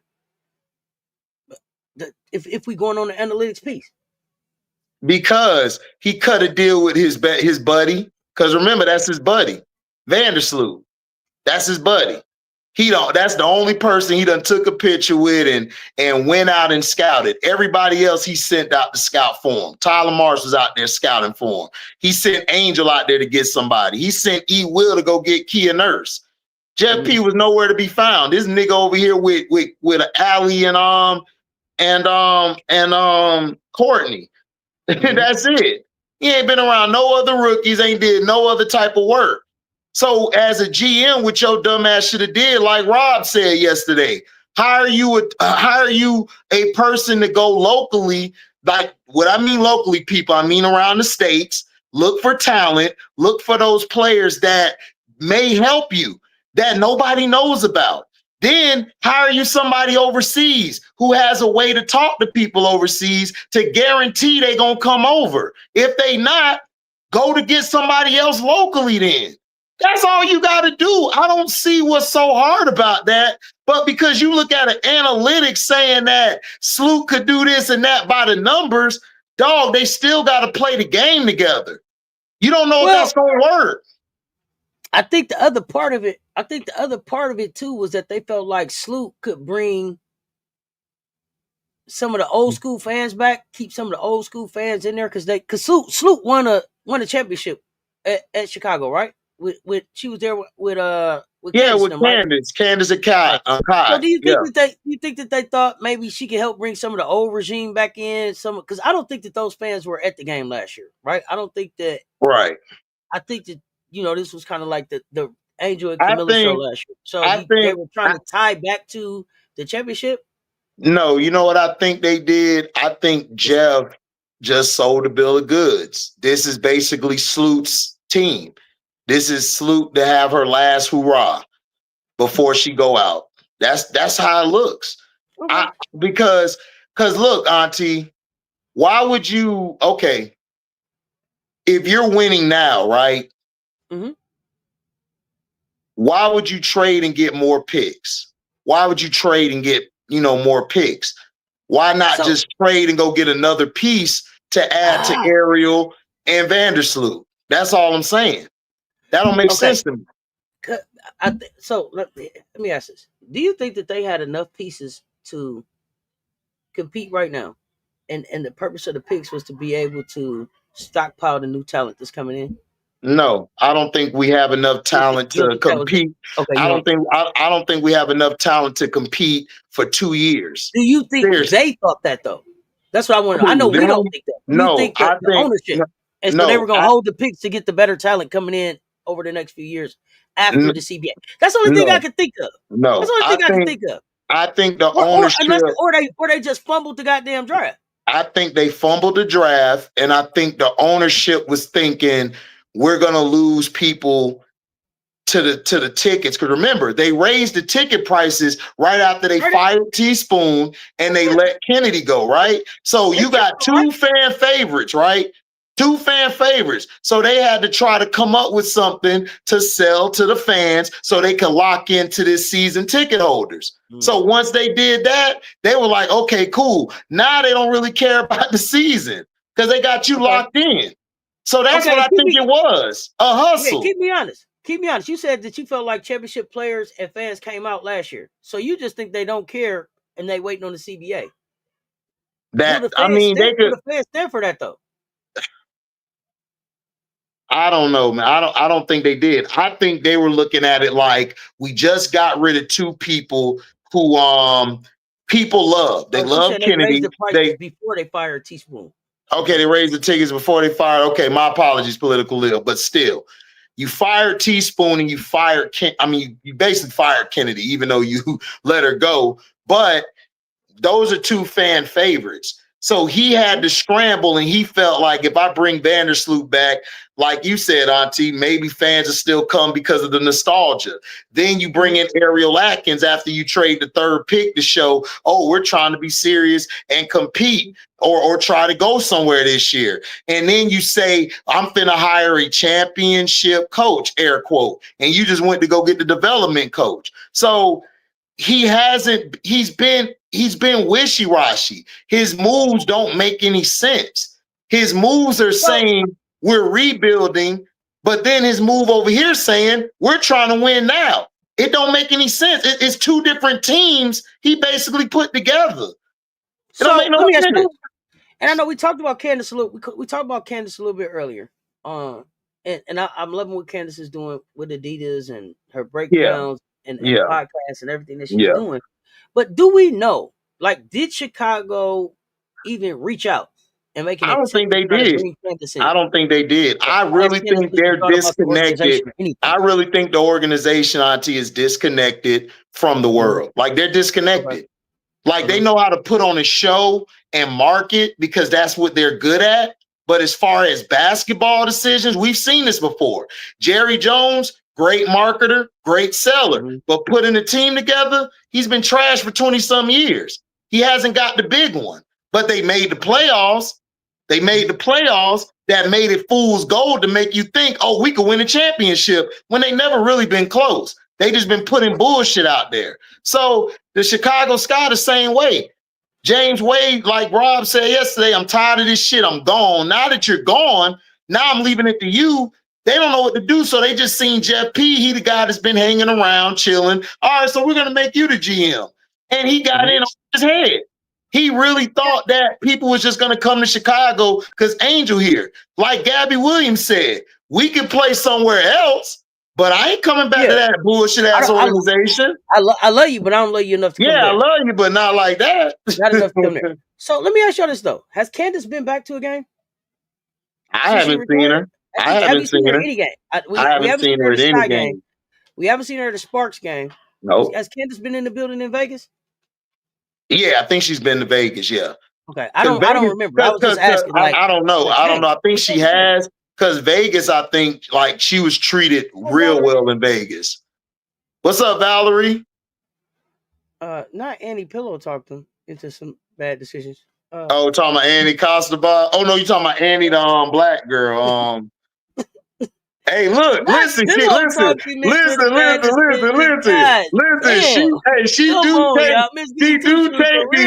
do take me as another Nafisa, except Nafisa got more dog in her than her. This goody two shoes was like, well, you know what? You should just go ahead and fire Teaspoon and might as well just get on, just move around on Kennedy. Like that. No, Candace hasn't been back to any of the team's games. Oh, any of the teams. Okay, thank you. Which is weird to me. It's weird to me that Candace Parker is probably, outside of her skill set, probably one of the greatest basketball minds, like understanding basketball IQ that we've seen in like this new era, right? And I don't see the WNBA partnering with her. But then I wonder if Candace doesn't take the call. So she probably don't like the way they treated her. Jeff P was part of the old organization that didn't treat players well. Yeah, that's why you got Curry Miller before fans blasting them. Okay, got you. That makes sense, Waterfall. Thank you. But here's the other thing. Let me say this. How do the Chicago Sky fans and organization live with the fact that Sidney Johnson was sitting right there? Oh, they're gonna be even more pissed. I mean, I don't think they know. There. Yeah, but that's the thing. They don't realize that Sidney was there. The Chicago Sky fans don't realize that Sidney Johnson was in the organization last year. I don't think they did. I think they probably knew him. And like I said, I still think Sidney Johnson was a part of the sabotage job. I still think that. I still think it's a sabotage job that Sidney did, and that's why they blessed him with that third pick. Because why would you just send the third pick over there and they never had his name nationally or in the paper or nothing? He just pops up being hired. And they didn't even mention the Chicago assistant coach job until a couple of days later. They said he was an assistant coach. So it's a lot of weird things there. Like, I just don't trust him. He looked like a snake ass nigga to me. I don't know about how y'all are. I done met plenty of snakes in my life, had to chop the head off, but I met plenty of snakes in my life. So he come off as that to me, and I just think he finagled his way in the right spot in Washington. And he's showing he could coach, unlike the dude we got. See, political ill. You saying, yeah, they was aware he was Reese's developmental coach. But right behind you, but now you're saying, I don't think I ever remember seeing Sidney. But Sidney was standing up coaching, telling Angel what to do. So listen, Kiki playing good this year too. Crystal Robinson called Sidney Johnson a snake last year online. Crystal? Where's Crystal right now? Yeah, he's a snake. Look, because Auntie, how all of a sudden Sidney Johnson is a snake? Yes, I think he's the snake. Yes. The snake that's over there in Washington with them youngsters playing? Yes. You think they signed up playing for him because he's a snake? No. I think Chicago set him up to be good because he did what he had to do for them over there. And they said, we're going to set you up over here to Washington, and we're going to give you the third pick, by the way, and get Ariel Atkins. It was a scratch my back for doing what he did to Teaspoon. What did he do to Teaspoon?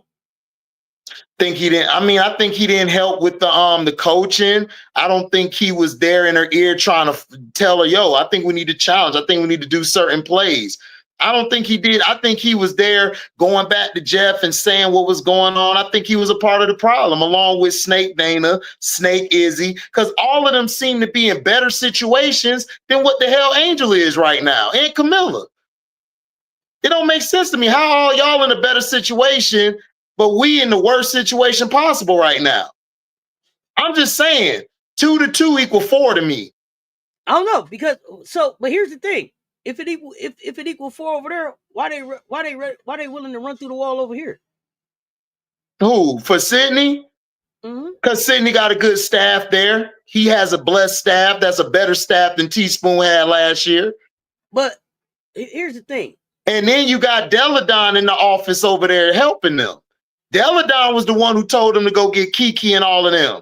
He was in there helping them with basketball decisions on draft night because they showed her. So I'm just saying, you got blessed after y'all finagled Teaspoon last year as a staff. Now you in a better situation. You get picks, first round third pick. You get Citron, you get Amor, you get Kiki.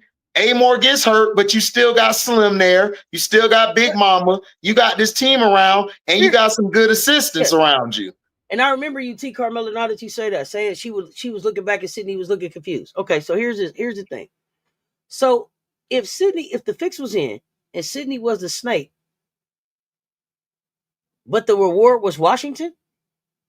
Yes. Help us get Teaspoon out of here so we could continue to fuck up Chicago and you could go look like a genius at Washington? No, get Teaspoon out of there because we don't know. Jeff P and them are docile. They don't know how to approach Teaspoon. Teaspoon, what I heard allegedly, she was going to them going off because She didn't want Dana in there, and she didn't want Diamond in there. She felt Diamond was done. Dana doesn't fit her type of play style she wants to run. Then she wanted to try to go get some pieces. Because remember, there were pieces out there they could have grabbed. Celeste Taylor was out there. Odyssey Sims was out there. There was a lot of pieces out there they could have grabbed to help them get past the season. They didn't. So Jeff didn't want to do it. Jeff didn't want to do it at all. So y'all saying that Jeff last year knew that the new Washington GM was going to be Jamila Wideman, and so he orchestrated having. No, I don't think he knew that. I just think he wanted to get Sydney a job for what he did, which was backstab, help backstab. So he got him the first time coaching job. Because T. Carmella is saying Jeff and Washington GM are great friends. So Jeff and then Jamila Wideman, who I had no idea that Jamila was even in the GM conversation. That makes sense. Like he could have suggested to her, like, yo, take Sydney. You know, Sydney's a good dude. He's a good development guy, and he could coach. Give him a chance. What I'm saying is, you get Sydney to take the fall without knowing that Jamila's going to be the GM, without knowing that he was going to have a chance to be the coach of Washington. Because remember, last year Washington was all nepotism. Nobody thought they was going nowhere. The family owned the shit. Yeah, that's why they had to fire. Out. When did the fix get in? When did they say, yeah, Sydney, this is what we need you to do so you can end up at Washington? When did they know that?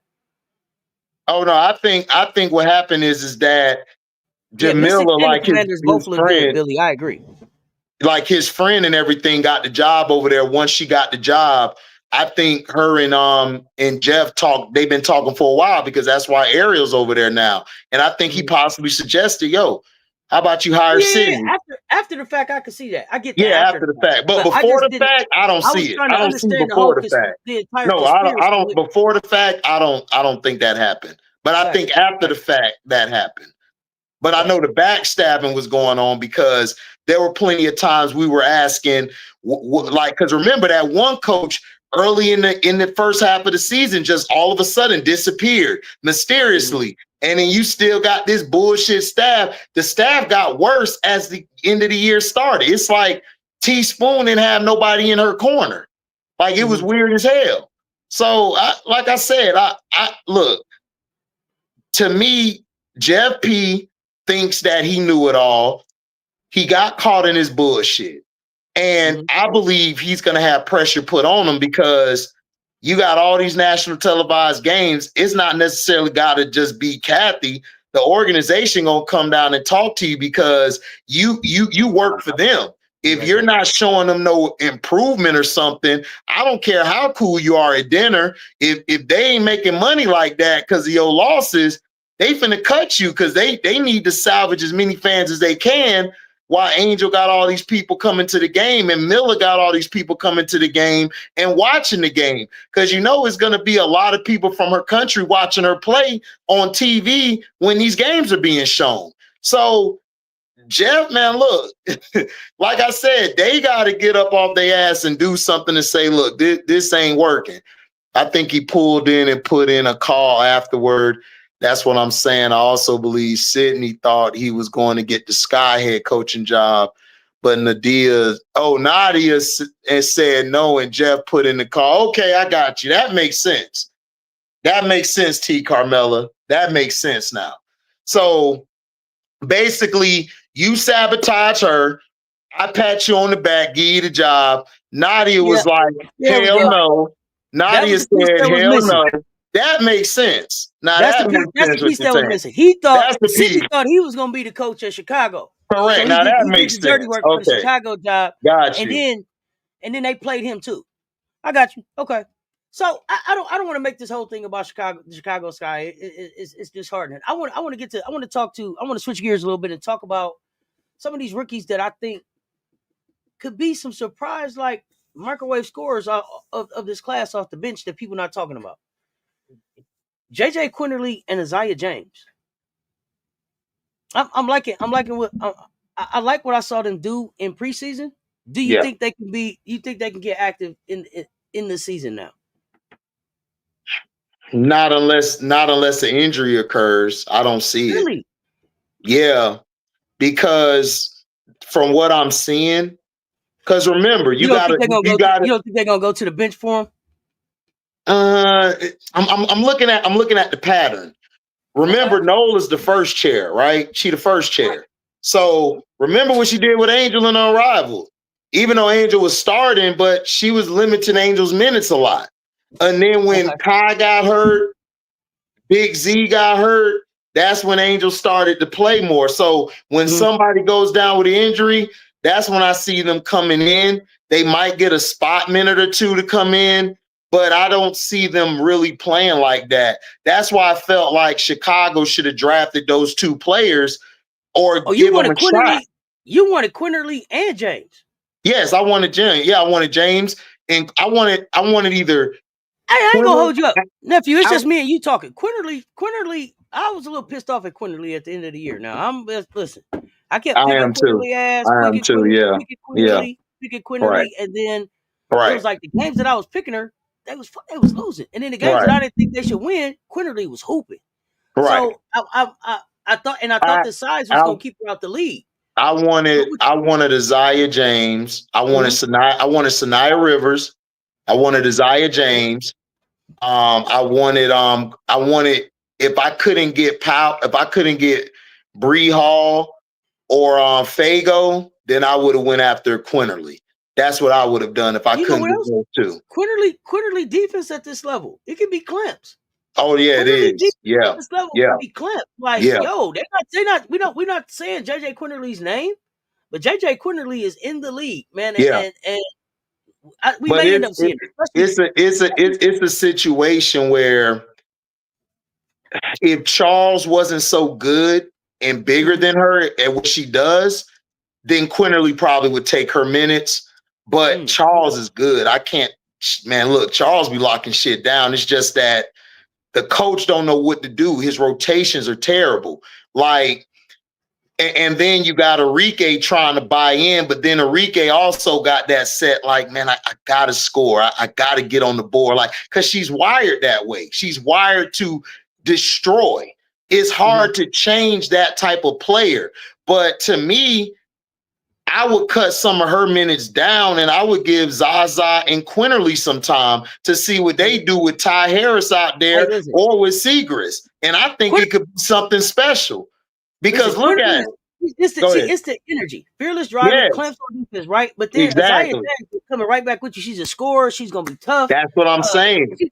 She's tough. She hits tough shots, and she can get into a heat. She can get into a heat. Listen, I want to see. You gotta like, yo, shoot that heat check spot. Shoot that heat check spot, kid. I want Ty. I want to see a lineup with Ty, Quinterly, and Zaza. Now, some people be like, oh, that lineup could be dangerous because Ty could be my facilitator. Quinterly and Zaza could destroy you. They going to destroy you. That's what I need because their bench right now, they're not playing these. They're not jump starting anything. For some reason, it's very like it's very stale. Very stale. Is there another team in the league, and y'all tell us in the chat too, that you could think of that maybe should call about Quinterly or James? Chicago. They Chicago. Like, listen on the phone, like, hey, listen, I want. I should have started my question with besides Chicago, man. I started my question with besides Chicago. Besides Chicago, We need them. You know who else need her? Zaza could be good for the Aces. They need a score, dog. Because they got rid of Kelly. They don't have no score to come off the bench and just give you them buckets. Dana Evans is terrible. You know who else? Vegas should have tried to get, but she wasn't available. Who else would have fit good in Chicago, but she wasn't available? And listen, Sanaya Rivers. Listen, Sanaya Rivers, yes. Would have been a good because I would have put Sanaya. I would have put Sanaya where Jewel's at and bring Jewel off the bench. That's what I would have done quick. Because Sanaya, that would take pressure off of Jo on the defensive end, and then Jo could give you them buckets. Because Jo, honestly, man, look, Jo been destroying out there. Jo been giving them the business. But Jewel Lloyd is like, where you at, Garden Snake? Like Garden Snake. Like, where you at? Like, where you at? Hold on, I'm like this. Hey, you finna come to the party? or you gonna stay outside the party? Like, let me know. Like, we got all the bras, we got the chips, we got the dip, we got the extra things in here. Like, what you trying to do? Oh, I'm parking lot pimping today, dog. I'm in the parking lot. That's Jewel Lloyd. That's Jewel Lloyd. I'm in the parking lot with it today, baby. Get y'all this parking lot. I'm catching all the parking lot work. Hey, hold on. Auntie Big Skylar came in the party. She was all, I'm gonna be parking lot pimping. Yeah, she's like, man, oh, Skylar there. I'm gonna catch this parking lot work, man. I'm gonna catch this parking lot work. But look, Sanaya Rivers would have been great for y'all. Listen, all jokes aside, just the energy. Like, she didn't come back into the building like I thought she could have came back into the building. So, but Sanaya Rivers would be good for y'all. Zaza would have been good. If I agree. They could have kept Deja. Yeah, kept Deja. Yeah, I would have kept Deja, but they didn't have the money because KB and then you couldn't get rid of Kitley or Bradford. You need them for defense. I'm not getting rid of Kitley. Exactly. Did you see right, that's what I'm saying. No.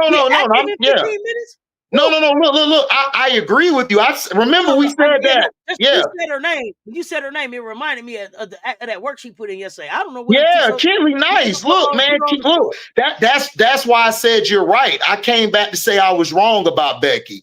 Becky got a lot of work to do because you sat Kitley on the bench that long. Look, I know she liked Kia Stokes, but dog, what is she doing for me? What is she doing for me? Did you watch the presser? Yeah, no, I saw some of it. Oh no, you gotta catch the whole presser. Gotta catch the whole presser, and you gotta feel Becky, because the presser starts out with Becky getting up out the chair. Okay, and she does her presser standing up. Okay, and you could tell when they say Kitley, she said, "Yeah, I got to get Kitley some more minutes," and then Asia look up, and it's like, and they said something about, Kia been doing good, but Kia ain't been doing enough. Check it out. Yeah, Kia on her way to the. Listen, Auntie, let me know if Kia gonna put on the boot. Listen. Listen. She on her way somewhere. Listen. I'm moving Kitley to that starting lineup, and I'm moving I'm moving Kia Stokes for either in Odada, or I'm moving her for a Fag Benlay or somebody. They're not giving us them for her. Look, you needed a different type of promo video, like all off season. She should have been like throwing down dunks, hitting threes. You needed because I take this out there on her. Because look, ain't gonna get you that. Ain't gonna get you that. Odada and Fag Benlay would really bring that enforcement y'all need. Y'all ain't got that with Kia Stokes. Y'all don't at all. She's soft. Like, listen, that's soft. Miller ain't soft. That's soft. Not at all. When I seen Kia Stokes, y'all can't tell me shit about Miller. Y'all can't do that no more. Look, y'all, we can't talk bad we can't talk bad community about Miller. Kia Stokes is the softest big I've ever seen in my life. Like, dog, what are you doing? Listen. I need to go back and see like what Kia was doing in college. I gotta see, because I don't believe this is a UConn product. Listen, Azarae was battling yesterday, and all season and last season she been battling, and she's not nearly the size Kia is. No, but she got a different type of skill set. That's what I'm saying. But Auntie, she don't have a skill set. Like, people talk about Angel, right? Angel can still get me 15 to 20 rebounds, and she could push the pace, and she could defend your best player in the post and on the perimeter. Camilla could give me boards. Her size, she could score anytime. She could face up, back you down. Kia doesn't do nothing. She does nothing. I don't see it. Hey, what does she do? They say she the rebounder. They say she do the rebounding. She do the rebounding. She jumpstart the offense coming off the boards. Nephew, you can't throw no. You can't throw no. You can't fall out about it. Hold on. Like my old streams, please. You can't. You can't fall out. Wake up. Wake up. Wake up. You can't do that. What Wake up. Wake up. You can't go to sleep. She don't do nothing. See, look, I watched that Seattle game. Look, listen, I want to say this. Asia, I give you all the props in the world for them disrespecting you. Asia, I'm sorry, but Asia, you need to go in there like the angry black woman and tell these mother effers, look, you got to get me somebody who gonna fight down there. You gonna have to. Who? You gonna look? I know Asia's nice. She's a sweet person, but dog, you got to go in there with that Leo energy. I need that Leo energy. Watch the pressure. Watch the pressure. Asia got an attitude too. She got a smile on, but if you look in her eyes, oh, listen, she got attitude. Rob because say it's no reason, Auntie. They saving her career for what? Auntie, it's no reason. And this is my problem with Becky. This is why I can't put Becky on Cheryl Reeve's level. I'm sorry. You had a chance to put Kitley in there, like to at least do something. You waited till like y'all down what, 19, 20 to throw in? Like, what are you doing? Bruh. You supposed to be this great coach. Look, listen, we pulling cars this year, Auntie. I'm tired of hearing about you this and that, and you ain't shit. I'm sorry, like Becky got to prove to me, because look, hey Rob, I know you out there. I know you out there. You don't like Sandy, Rob, but Rob, Sandy would have put Kitley in that bitch early. She'd have put her in that bitch quick. She would have Sandy would have put her in there. Cheryl Reeve would have threw her out there, man. Becky ain't doing her job, man. You put Kid Stokes all the way out the league, James? Come on. Yeah, Kitley is the answer, but I don't know. Okay, but if you put Kitley in, Kia, what's she gonna do off the bench? Nothing. She ain't doing nothing in the starting lineup. But don't Kia Stokes see that off the bench? You saw what Kitley did when he was out there. I can't tell. Because you know what the problem is, Auntie? She's been feeling comfortable. She that person at work who been there for 15 years. They just think it's all cool. They've been doing that. And then this new worker come in, outdo them, do everything they did 100 times better. And then she go, oh, man, now you lost the job. Now you lost your job. I don't care about Asia having no attitude. She should have had an attitude coming in the door. I told y'all, Asia came in looking mid-season, looking mid-season, mid-form ready. Hey, C-Pen, Asia is about to start wearing white tees again. You better watch if she wear the black tee. That's when you better be prepared with the black Asians looking like Air Force One. She gonna come with that Air Force One energy, and all y'all gonna be done. I'm telling you, keep playing with Asia. Keep playing with. Listen, that reason on top. No, you gonna get that. You gonna get that hoodie with the grill in, Asia, with the black on. MJ, we had Jessica Carter on the Aces before. She didn't get on the floor. Remember? I watched her. We signed her. Jessica Carter. I wouldn't take her over Kalani Brown. I'm sorry, I wouldn't. She's not all that. Here's the thing: they should have took Kalani Brown over T. McCown. Yes, they should have. But guess what? Las Vegas ain't supposed to be handing out participation awards, though, Rob. No, not at all. Not at all. But that's what I'm saying. If she goes to the bench, see, this is what messes y'all up. The Kirsten Bell contract. That's what messed y'all up. Because if y'all could have moved her out the way, y'all could have kept Deja and y'all could have got another big. See, this is where y'all mess up. The Kirsten Bell contract didn't mess us up. The Kirsten Bell contract kept us out of whatever legal trouble we was in the Hamby situation. Oh, okay. Got you. Okay. She know where the dead bodies is. Got you. Right. She can be running around out there out of shape and all that. You understand? Right. Like, we know what it is. Like, listen, you look at what's the name? Tyus come back later. Cheyenne Parker Tyus gonna come back later, but you need that now. You need her off the bench now. So do y'all think CPT played this season for us? No, because I know how Becky is.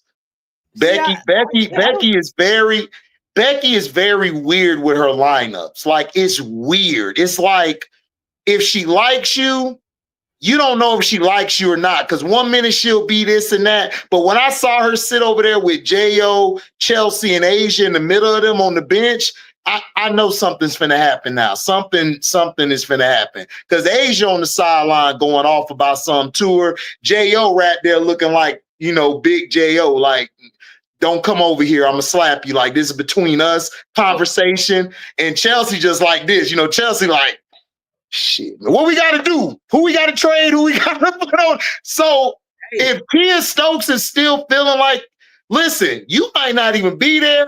Dana Evans, you might not be there. Like, I'm just saying, some of y'all about to get finagled.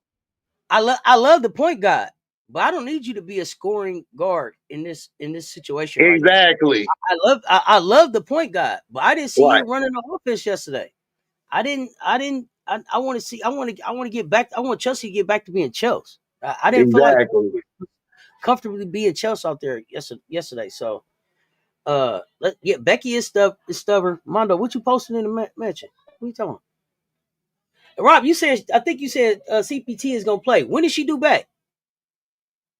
That's what I want to know. How long is she out? I think near the end of the season, like 2 months. I think at the end of the season. But listen, the young rookies, like, I think Sanaya would have been great for y'all. Quinterly and Zaza. If I'm Chicago or any team that needs a microwave scorer, I'm going after Zaza. And if I need a tough defending guard who can also run my offense, I'm going for Quinterly.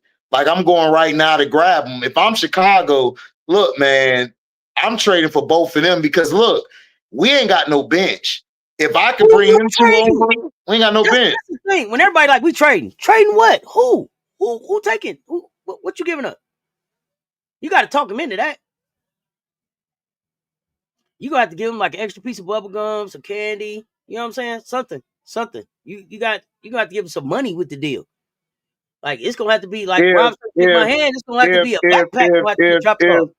If Jeff wasn't on the other side, I would have brought him a couple girls from around the way, but so the trade would be rejected. So I don't know.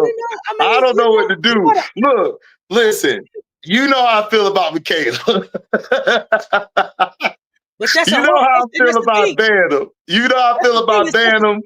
It's such a hard sell though. Because you feel like that, other people feel like that too. They see the tape. I know. Auntie, they do. If they felt the same way that Jeff felt, they would have had Bantam on their team. They would have had Michaela on their team. They don't like those players. Those players aren't that good. They wouldn't even be in the league if it weren't for Chicago being around. Tell me this about Chicago Sky, because this is what I don't know.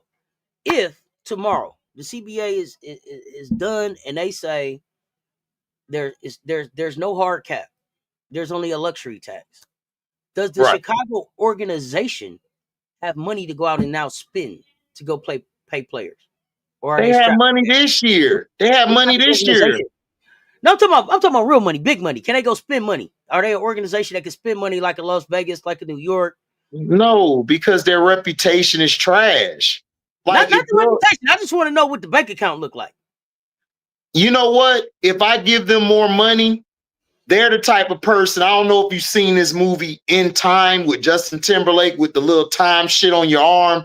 He gave his friend more money, more cap to do what he wanted to do. And you know what? He drunk himself to the coffin.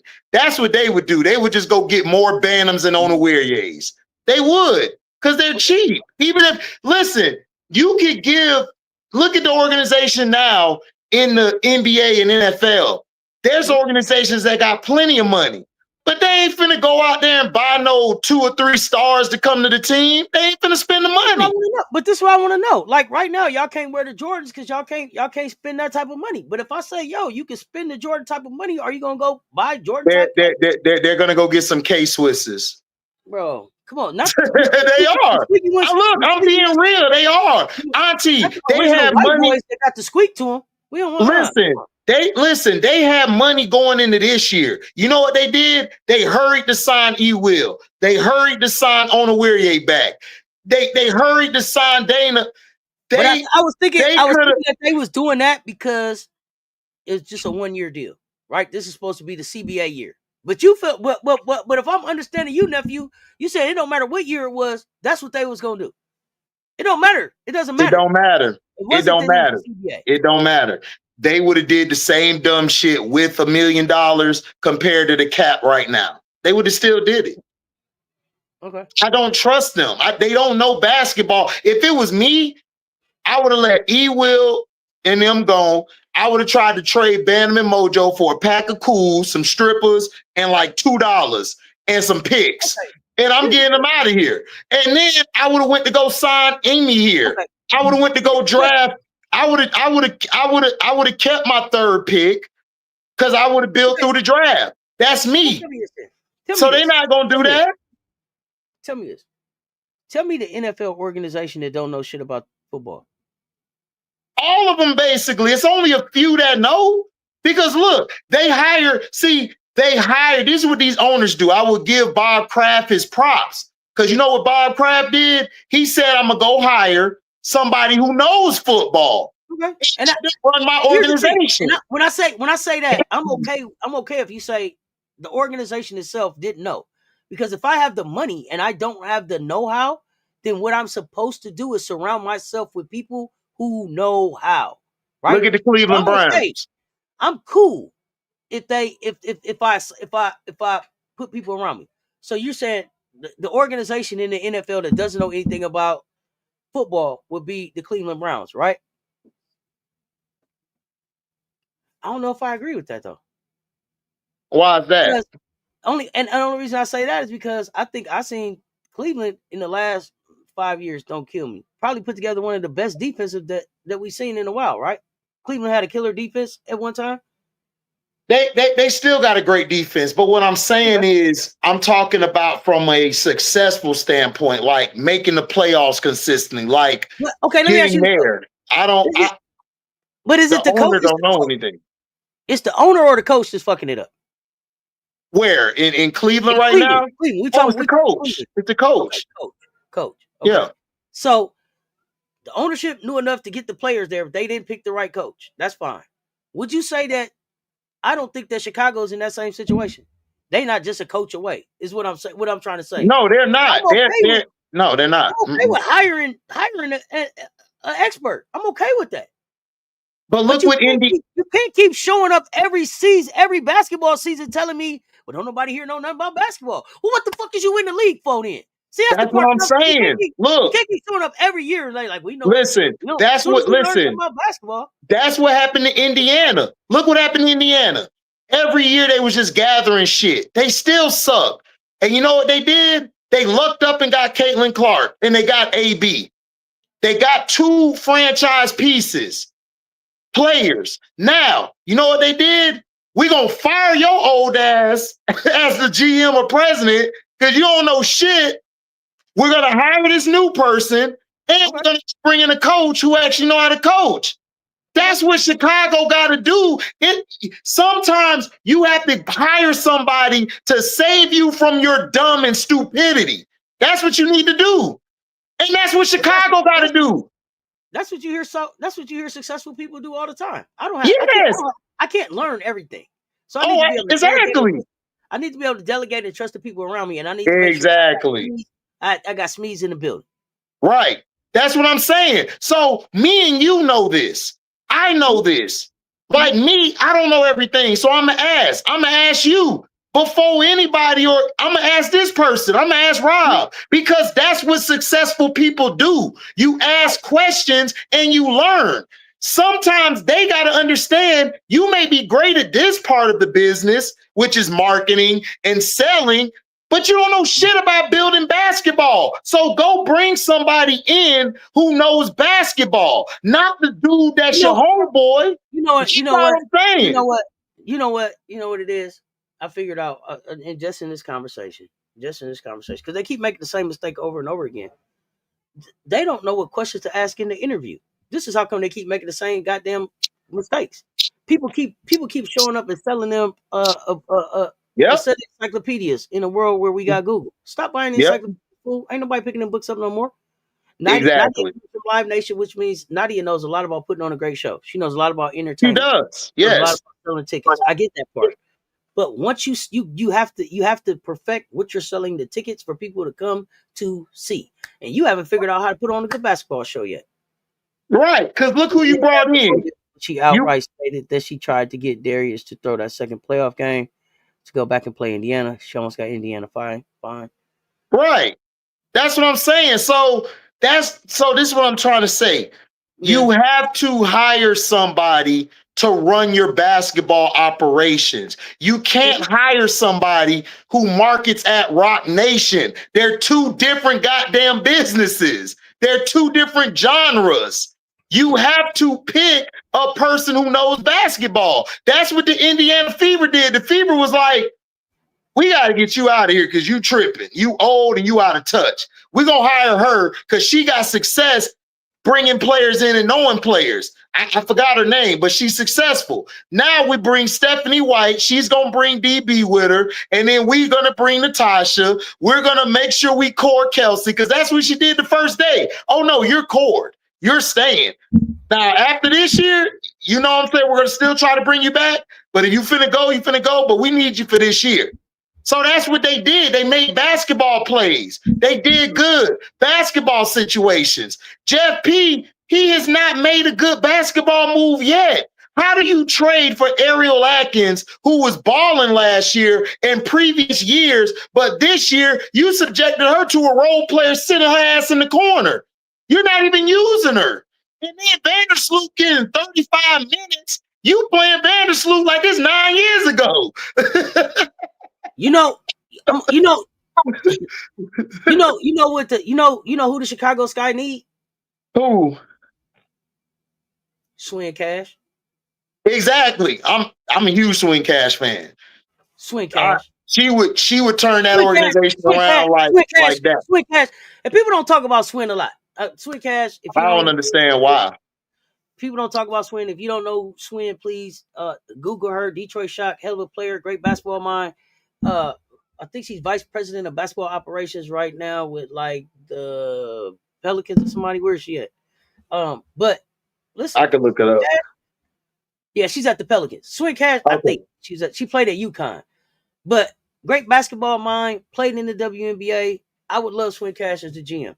I would love Swing Cash in Chicago fixing this thing. Now I know Chicago can't pay what the NBA is paying to Swing, so she's probably not coming. But I feel like that's what they need. Somebody who played in this league, who was successful in this league, and then who has went and been successful in front offices, not necessarily in this league, but in basketball. Yeah. They fired Swin from the Pelicans. She's available. Well, let's go. Let's go. I'm with it. They need to do that. Call Swin.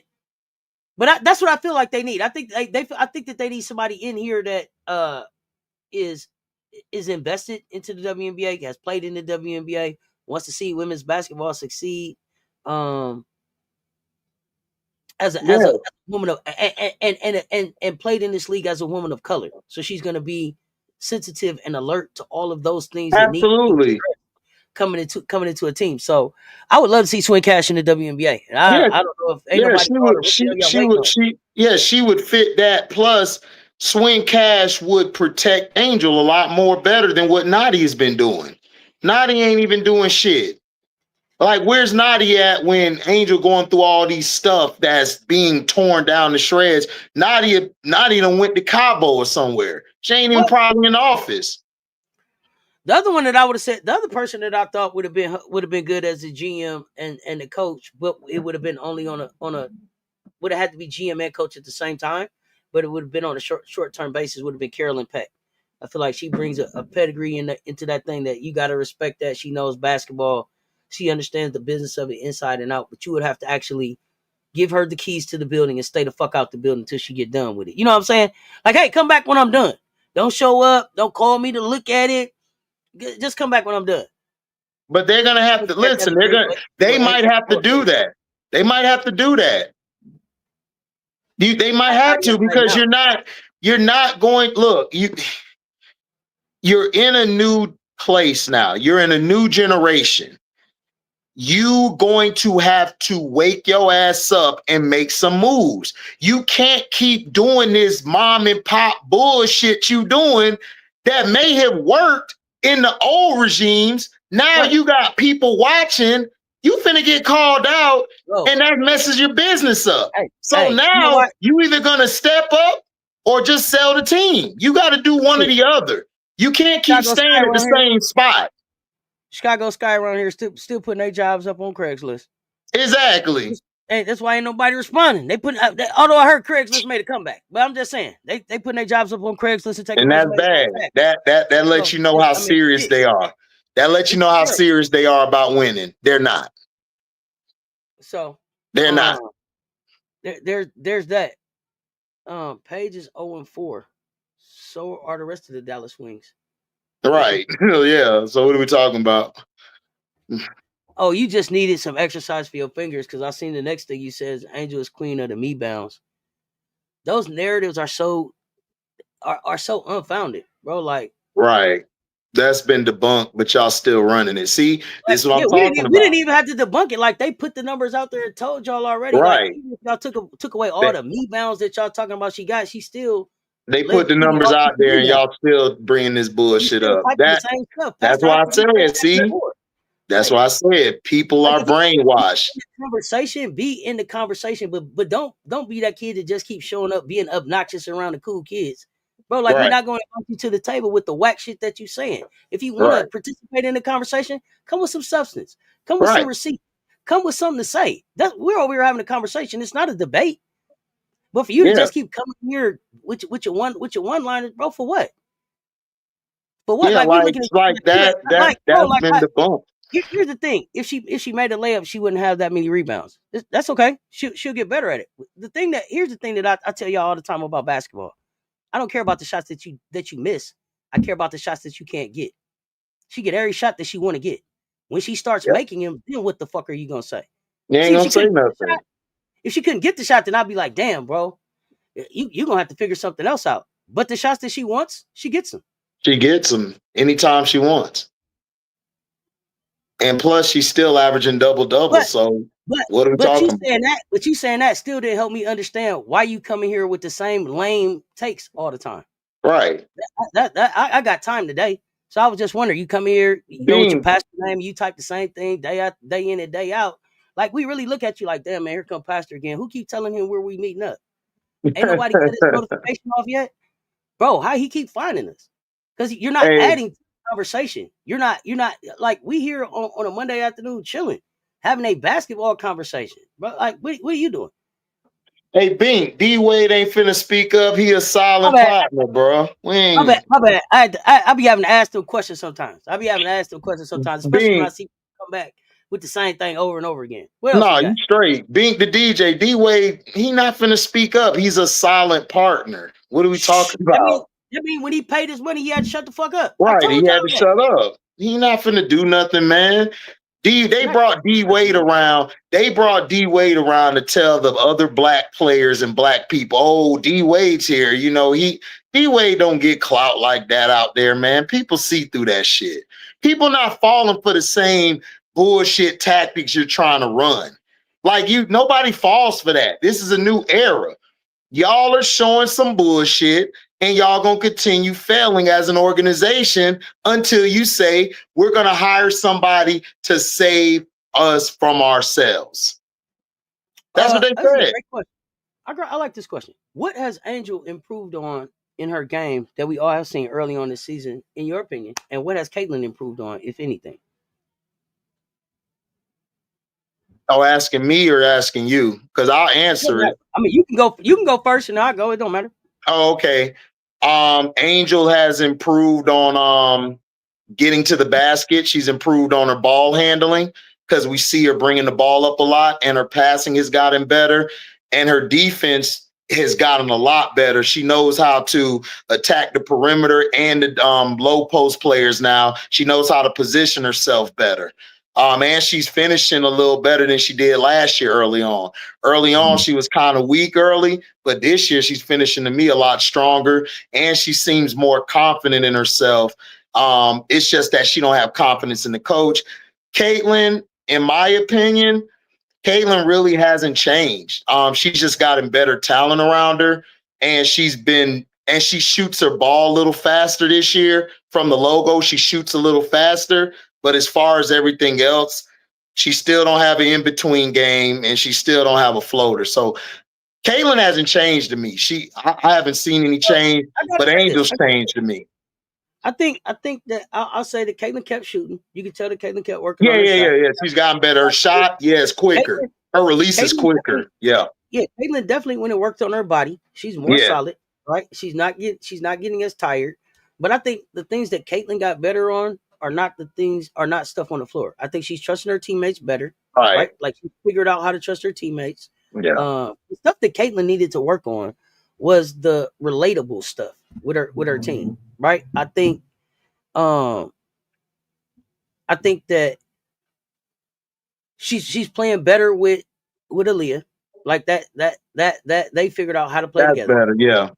But what I'm concerned about is that it seems like with all of that stuff that they kind of cut Kelsey Mitchell out of what it is that Indiana is doing as a team. So I wonder how that's going to go as they go forward in the season.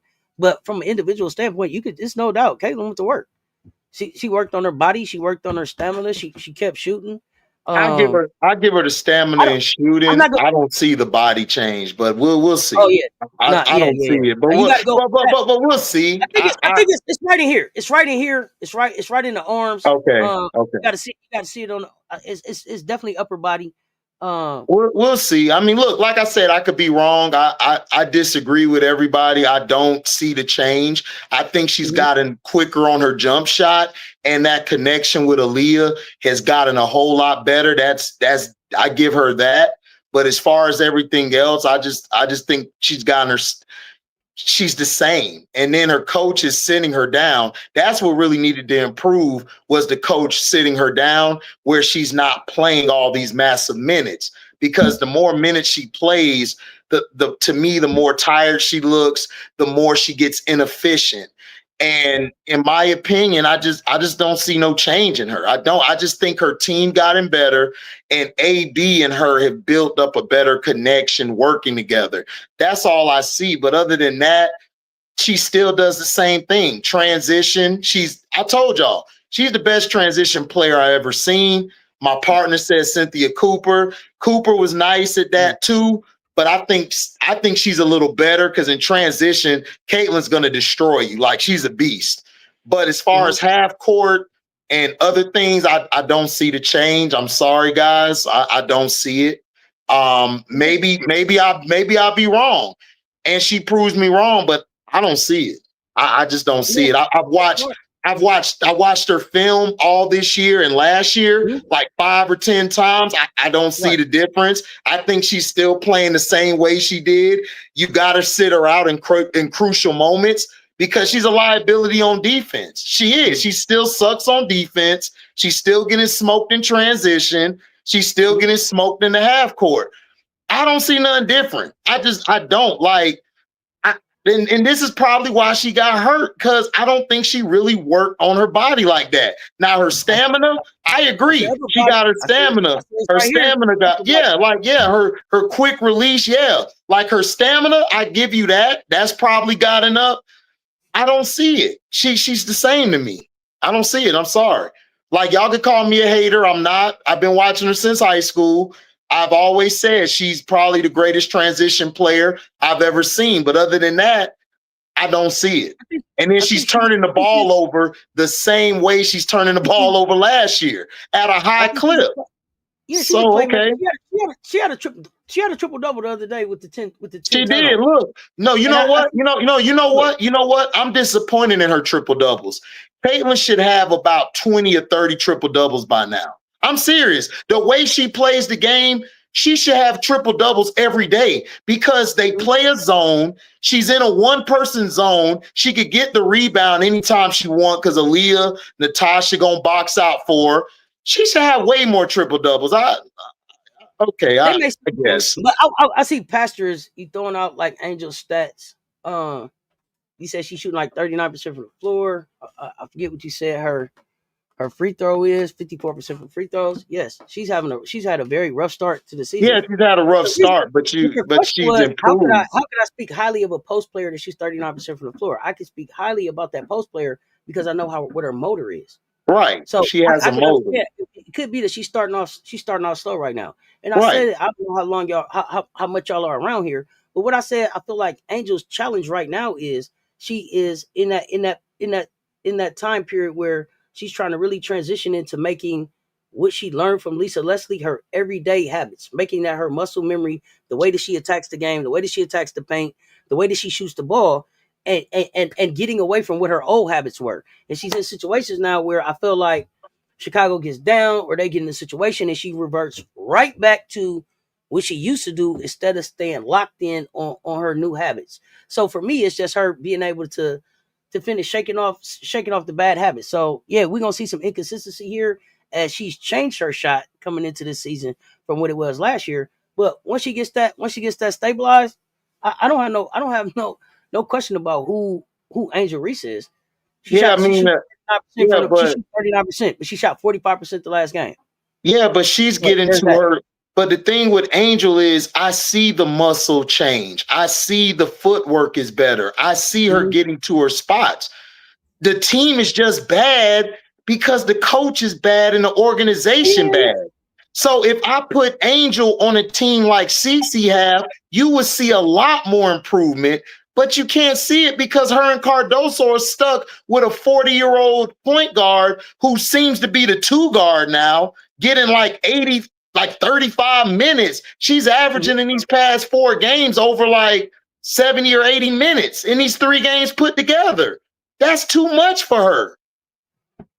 So y'all don't know basketball. I don't spend time with you, Pastor, because you're an idiot. And if you were around us in person talking in the barbershop, you would get clowned because all that you said was bullshit. I don't look at stats as a leading thing. I look at the game. The game dictates to me how great the player is or what the player does. AB has literally been carrying your team. She's been carrying Caitlin all this year and the later second half of last year, but she don't get no goddamn respect. It's like y'all don't talk about her. Natasha Howard has saved her this year. Lexi Hole has changed her game. Lexi Hole got more of a mid-range this year and get into the basket. But y'all are so much with CC in your mouth, y'all don't see the inefficiencies that she's doing to lose y'all games. Y'all should be 4-0 right now. Y'all are 2-2 because of that post player. She's the reason you're 2-2. Go watch the film. Watch the game. Stop looking at the box score. God damn, dog. Y'all like 2-year-old children around here. Y'all, it's like I'm talking to my nieces and nephews when y'all dumbasses come on the internet. Like, yo, I told you this and that. Did you watch it? Did you look at what this did? Oh, no, but this percentage. Nigga, did you do what I told you to do? Whoa, nobody's here to do what you told them to do. Exactly. They're not going to watch stuff. They're not here for that. They're not here for that shit. They here to want to argue because in their real life, nobody giving them no attention. They say Kia missed 4 wide open assists from Angel and shot missed 1 all from the 3, and Angel Post had 9 assists, not 4. Exactly. HD, different team. Oh, what's up, Shanti? I ain't see you. My bad. HD, different team, and they continue to save her. DB and Kelsey can't even play. Exactly, Shanti. That's what I said. That's why I rock with you, Shanti. Because every time you comment, but they don't. That's a real conversation. They didn't bring DB there to play her game.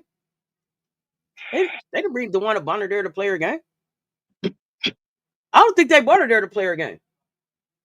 I just don't. I mean, we went from seeing DeWanna Bonner on the floor to DeWanna Bonner not even starting. Exactly. Now she's not starting. To play her game?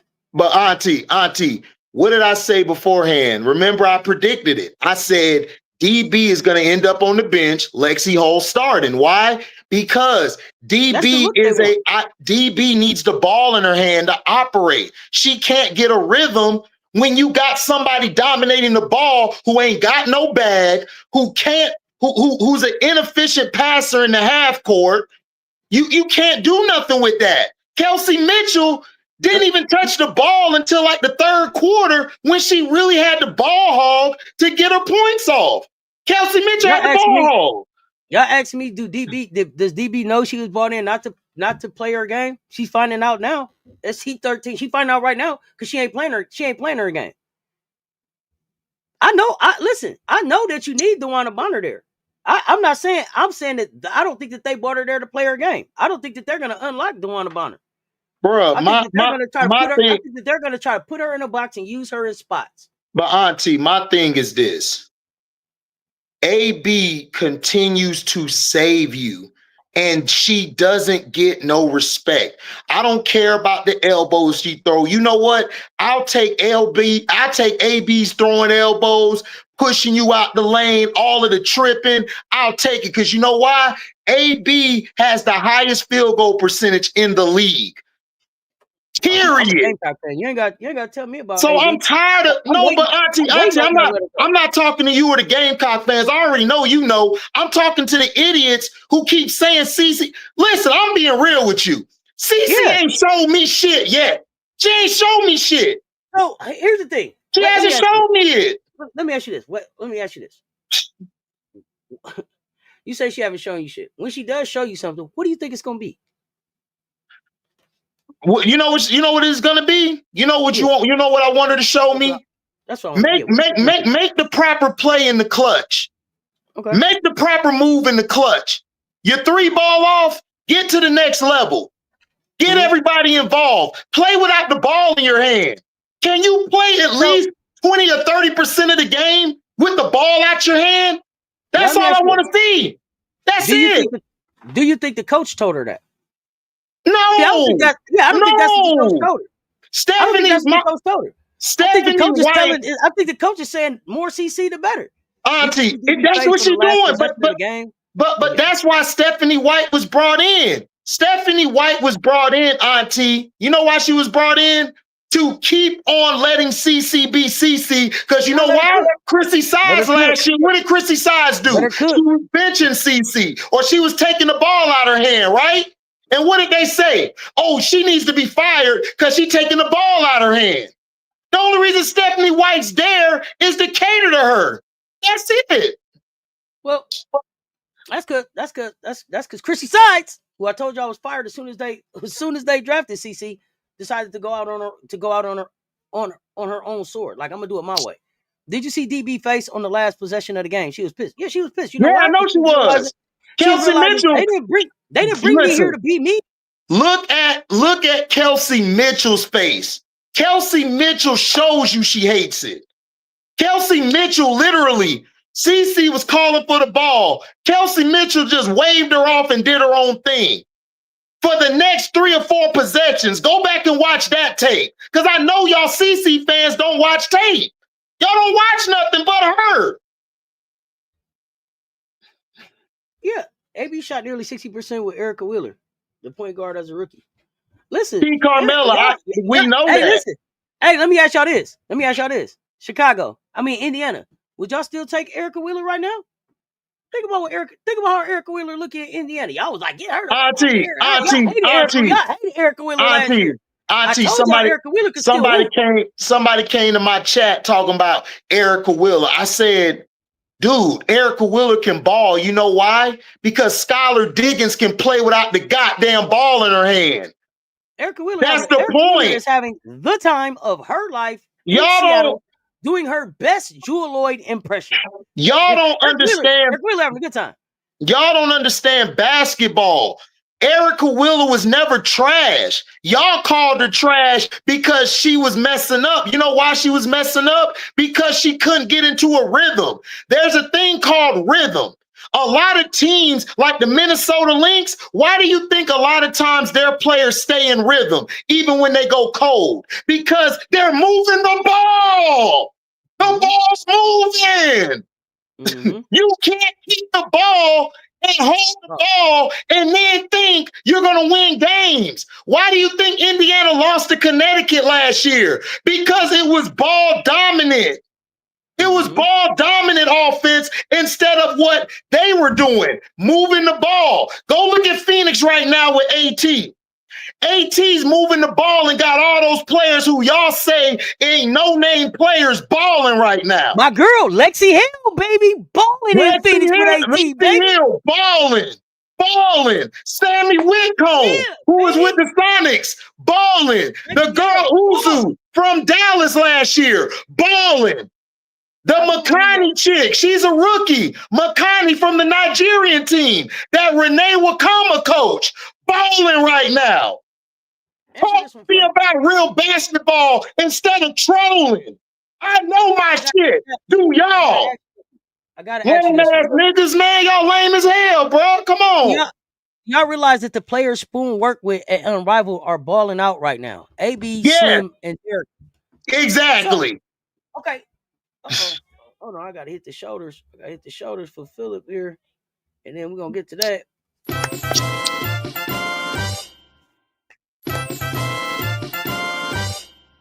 The support for him. Let's go. Keep the conversation going. So let's talk about that. So does that mean that we think that Teaspoon should be development players? Yes, she's a great development coach. Okay. That's what they should have did. What they should have done was they should have let her be a developmental coach, and they should have hired somebody to be the coach. They would have been fine. But because y'all wanted they wanted to hire her because she has a name in the league, and they were trying to keep Kai Copper, and they tried to attract free agents by using her. But when NECA and Scholar got there, they like, y'all ain't got shit here. They went to Seattle. So Kai got the trade. Dana and what's her name? Mabry was supposed to be traded before the season, but Jeff talked them into playing time and started.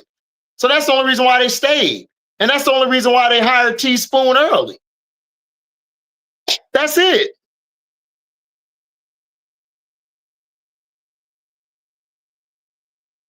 Bro, I'm sorry. I just had to say this. Pastor, why are you still talking, bro? Right. Like, why are you still talking? Like, and why do you keep showing up here if we talking about some shit that you don't want to talk about? Every comment you make is detracting away from the conversation. So if you didn't know, let me tell you, please leave. But I don't even want to have to shadow realm you. Just go and click off. Move around. Find where they talking about the shit that you talking about. Exactly. I don't see nobody else even really engaging with the little comments that you making. So go on, bro. I'm respectfully, bro. Move around. You don't just because you don't talk to Dub don't mean that we don't talk to. We talking women's ball. This is a women's 198 motherfuckers in here talking to Dub. I don't give a fuck what they talking about at your whack ass barbershop. They ain't talking about shit right now. Then move around, bro. Move around.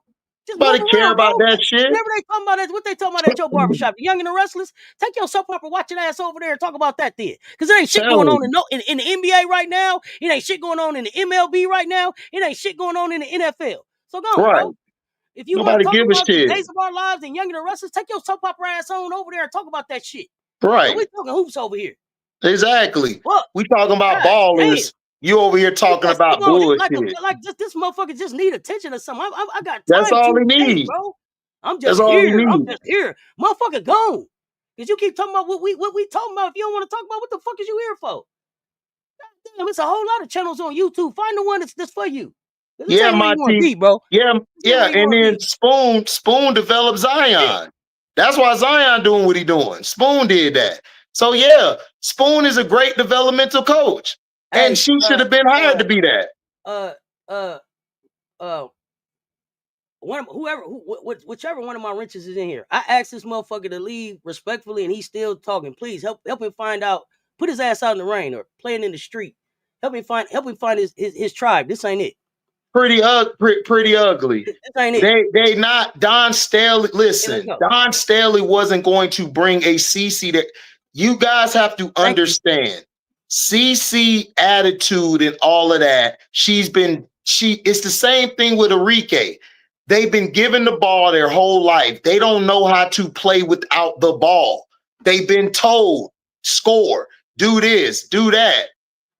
What HD, my 8-year-old son hit his second walk-off homer to say, oh, good job, Angelo. Yeah. Oh, they hitting walk-off. This bitch, they hitting walk-offs. We got Barry Bonds. We got Barry Bonds coming, Angelo. Oh, we got Barry Bonds. There we go. We got to celebrate. We celebrate all the kids now. We celebrate the kids. My bad. Yeah. Let's go.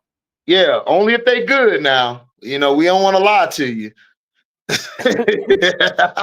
We don't want to lie and say, man, he a beast. We don't tell no lies, but we celebrate the kids now. Let's right, go. we celebrate the kids now.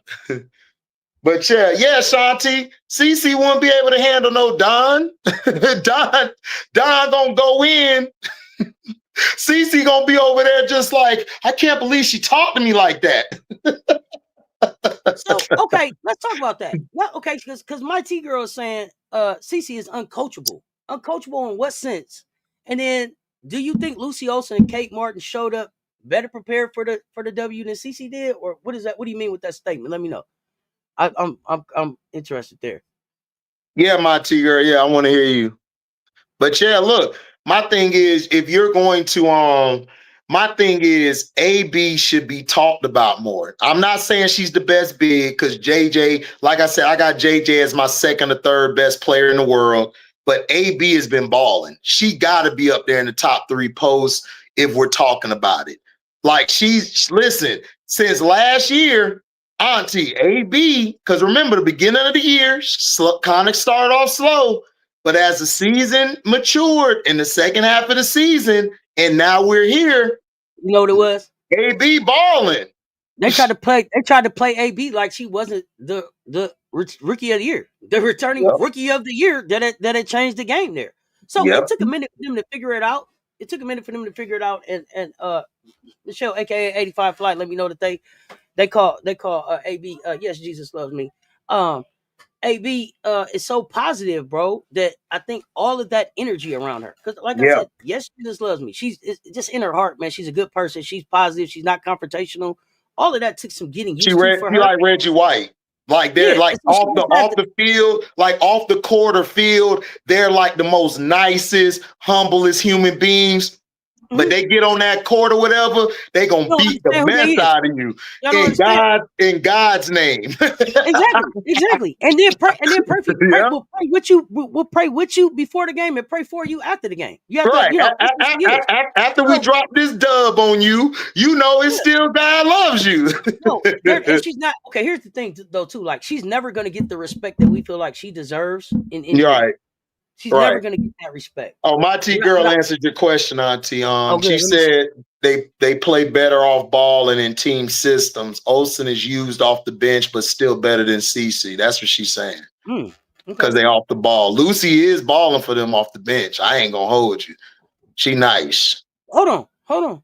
Y'all know what I call Lucy in the season. Lucy Jordan Olsen. Hey, look, man. Hey, she lit USC ass up. Hey, they had her looking like Jordan out there. Okay. I never really took a deep dive into Iowa. Y'all feel like CC was disrespecting Bluter? Wow. Oh, CC? Yeah, she disrespected Bluter. She disrespects everybody because she's never been checked for her attitude. I did a shout out congratulating you and other Storm fans, Coach or MJ. Oh, okay. You talking to somebody in the chat. Talking to Eagles brother. Eagles brother. She averaged less than 4 assists in high school. She only passed the ball when she didn't have a shot, and Gino didn't want nothing to do with it. No, Gino said. I ain't gonna hold y'all up. I ain't watching her in high school. So I don't know. I seen her in high school, but I was turned off by it because all it was she was just playing against average players and just cooking them. She could play. Look, I'll never take away CC's talent. She can play, but it's like I said, to me, you have to have a complete game if you're going to dominate the ball that long. Like Chelsea Gray could dominate the ball because she got a complete game, whether it's passing or scoring or whatever.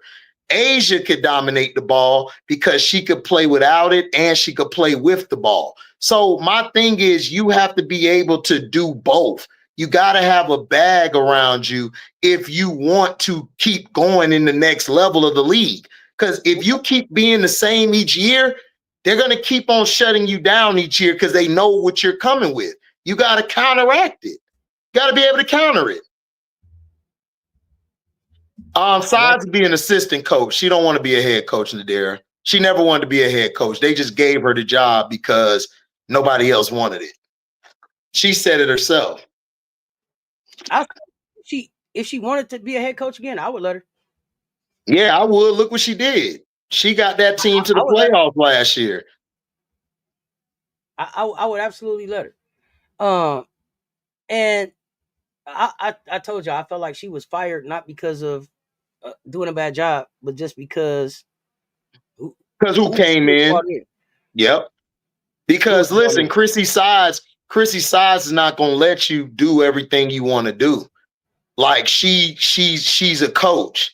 Stephanie White's a coach, but Stephanie White, the thing that Stephanie White brings is she has better defensive schemes than Chrissy Sides had, and she know how to put the players in better position. So she knows how to work around. But with CC on offense, she had to bench her because if she didn't bench CC, they wouldn't have been able to get an offensive rhythm going. Mm-hmm. She had to. CC messes your rhythm up. Unless if she's going to AB every time, bet. But even when she goes to the bench, their offense gets a whole lot better. It's a lot more ball movement.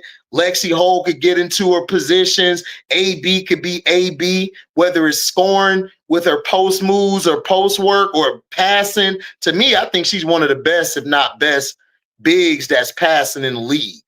Like, so you got to look at the whole picture. You can't just look at one thing. That you got to look at it. So that's what I'm saying is like, it's like you got to be able to, like, CC just never was checked for her attitude or taught to me how to play without the ball in her hand. She just never had to because she was able to shoot that long distance three. That basically helped her get out of a lot of jams. She played in a defensively weak conference. People forget it was SEC guard play that shut down our both years. Yeah, but she also did well against the SEC defense. So she's done two things before. But consistently, she struggles against real good defenses. And in the W, these ain't the college defenders. Everybody in the W finna bring that pressure to you. CC is an Allie Quigley type player. The Sky didn't need her for PG setting screens or defense or job. Yeah, that's it. That's why the Fever were able to do better because of her 3-point shooting. Shanti says CC needed a black coach growing up. Where were you gonna find a black coach in where's she from? Iowa? Yeah, where were you gonna find a black coach in Iowa? You weren't finna find that. You weren't finna find that at all. Not in Iowa. I like Sides, and she has earned the head coaching spot. Yeah. Oh, yeah, Josh. CC out 2 weeks, quad. Yeah, we know. We talked about it earlier. Stephanie White flaws. She cannot coach closing games. I agree, my T-girl. That's Stephanie White's only issue is closing games. She's terrible at closing games. Let's see. AB is the second best big in the league. I agree with that. I say that. If you look at the bigs, you would put her over Ezzy because Ezzy, I think, is in the top 3 or 4 bigs in the league. So now, why y'all got the girl being bad in preschool? Y'all is taking me out. You saw that comment? She was bad as hell in preschool. She didn't know how to act at the preschool. She took the Debbie cakes and everything. Man, graham crackers, bumps on the log, laying down for a nap, taking people covers on people cots and shit. Lay your ass down. Well, pretty ugly. I mean, hey, she's like, listen, Well, Phil Jackson did the same thing, but you know what the difference was between Stephanie White and Phil Jackson? Phil Jackson knew how to close. Stephanie White still has yet to close as a head coach with the built-up team. You know, she got to learn how to close. If the Fever play better without CD, what's going to be the conversation about? I mean, that they play good, that they're saying CC inspired them to play good. That's all they're going to do. Like, we know the narratives they're going to run. Right. Saad to me was better coach for CC because she was forcing her to develop her game. They didn't want development. They didn't want development, though. They like CC for what she is. They want her to shoot logo threes because that's the business model. You make money off of that. They don't care. That's what they sold the people on. That's what they sold them on. Threes. That they come to see that. Right. The push off. That's the CC move. Like, what? Look, oh, man, you ain't Bo. It's like the bow. Look, CC. Listen. That's what they like. Soon you're going to get a letter around the league. You can't defend her like you need to. So, hey, I'm just waiting for that day. I'm just waiting for that day. You think the Fever going to struggle without her? I don't think so. We're going to see. We'll see. I don't know. You still. And the reason I say that, Pharaoh, is especially because of the teams that they're going to play against. Yeah, you got 3 all-stars over there right now. So, no. I don't see them struggling in these 4 games. Yeah, I don't either. I definitely do not see that. We got 197 in this chat right now. Make the math make sense. When you hit the like, hit the share. If you didn't hit the like already, hit the like for us. Make sure y'all are subscribed on both platforms. Subscribed on both platforms so y'all don't miss the drops. Yeah, Mario, Phil Jackson, MJ, and Kobe too. Yeah, I mean, yeah. But you got to remember, Michael had to change how he played. Kobe had to adjust to how he played. Yes, they did. Like, CC, when are you going to adjust? I'm still waiting. That's how you become great. Like, Angel could go out there and force up shots and get 18 points. She could if she want to. Angel's trying to figure out how to get Miller the ball, how to get everybody involved, and how to win. Her dominating the ball ain't going to help you win. That's why she has a national title and why CC doesn't. Because they did for whatever the team needed. Hey, Country Notary, it's wild. Colson as the backup point guard don't look that promising in Indiana, right? But you know what's crazy? It looked like Colson is a missing piece in Las Vegas right now. That's wild to me. Like, we should have held on to Colson. You got the Mystics beating the Fever. I think in one of those games, I got them splitting it. I got them splitting it. The CC will improve her assist turnover ratio to around 3-1. That'll be a huge factor in compete more on defense. Yep. Yeah, I don't know that they're really going to put her in positions where she will compete more on defense. They're going to put her in positions where she's going to be able to be the sole rebounder and jumpstart the offense with a defensive rebound. And they're going to put her, I think, in situations where, like, we saw a game where she had like 4 blocks. Like, she'll be able to get some blocks.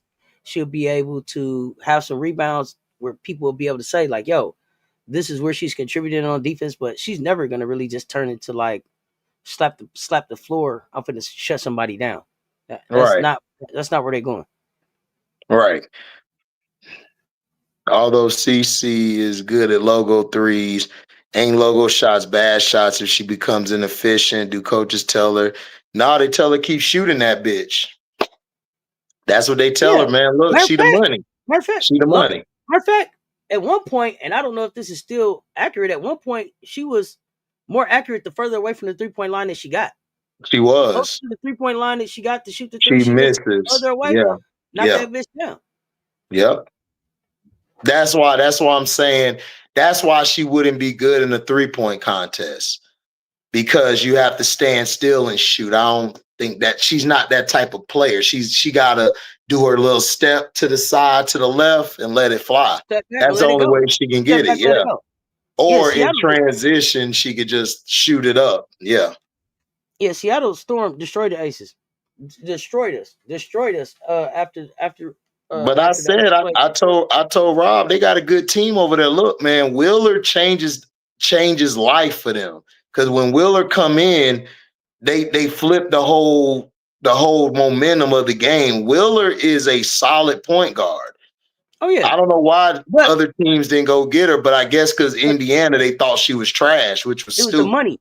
It was the money. How much Wheeler make? I think it's the money for Wheeler. Wheeler was what they pissed off about Wheeler is one of the top paid players in the league, and people like she don't score enough to make that money. I don't care. Her agent got the money. Don't be mad. Don't hate the player. Hate the game. Her agent sold it. She and they signed the deal. Now she delivering for whatever it is they asking her to do. But I liked Wheeler last year. Yeah, I did too. I think that with the Aces, Kia Stokes can't be on the floor for us. We got to start Kidley. And we're gonna have to figure out our guards. We're gonna have to figure out our guards. We got to be able to defend. Well, Henry, we know that, Henry, like when the threes weren't falling. Yeah. Like, look, Cece can pass, but it's how she passes. She passes a lot either in the pick and roll. She can make the backdoor passes, but she's mainly dangerous in transition. That's what makes Cece who she is. And then when she played in that conference in the Big Ten, they don't have the defenders to stop that. So she's going to go off. Now you're in the W, and then you're playing against real defenders now. Like, you can't do everything you used to do. That's why you got to adjust. You can't play the same way you played in college or in high school. You got to adjust now. You got to learn how to come off those screens. She can't even get off the press. When they're pressing her off those screens, she can't even get off. That's a bad thing. That's real bad. So you got to learn how to get off.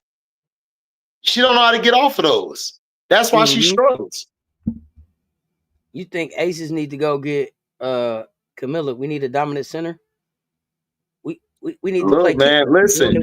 We need to play Kitley. She's 6'6". We need to play her. Listen, y'all got Kitley, but if y'all get Camilla, good, save her. Yeah, but the reality of the situation is we don't have shit to give away to go get Camilla.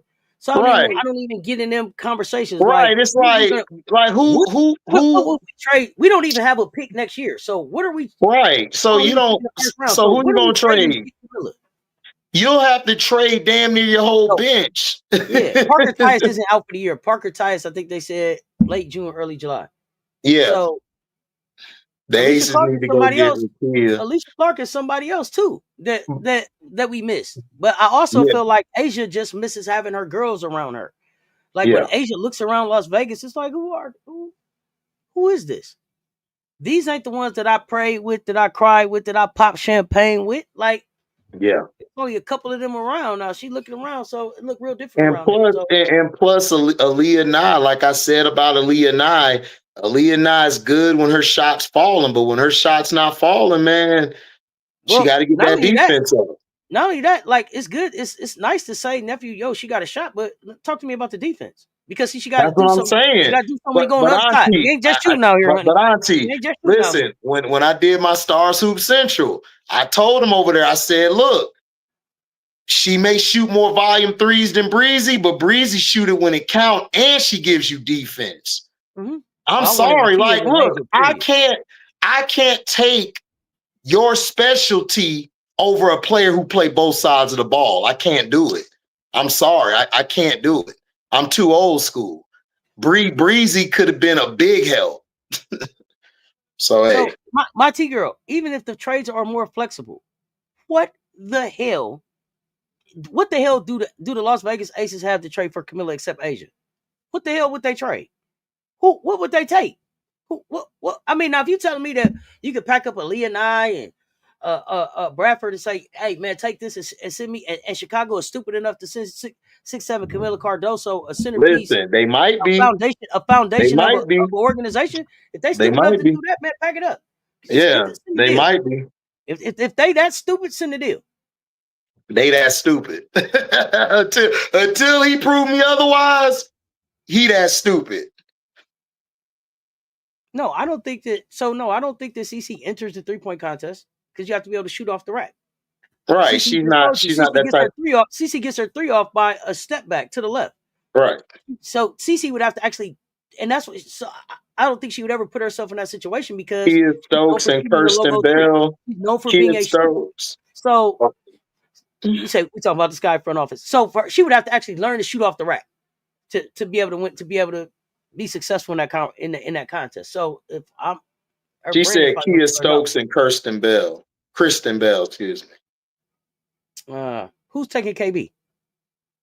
Man, look, if Jeff take Kate, listen, he took Bantam and Mojo. Did you see KB? Did you see KB out there running? Looked like the only running she did this summer was to the Buffalo Wild Wings. Stop playing with me.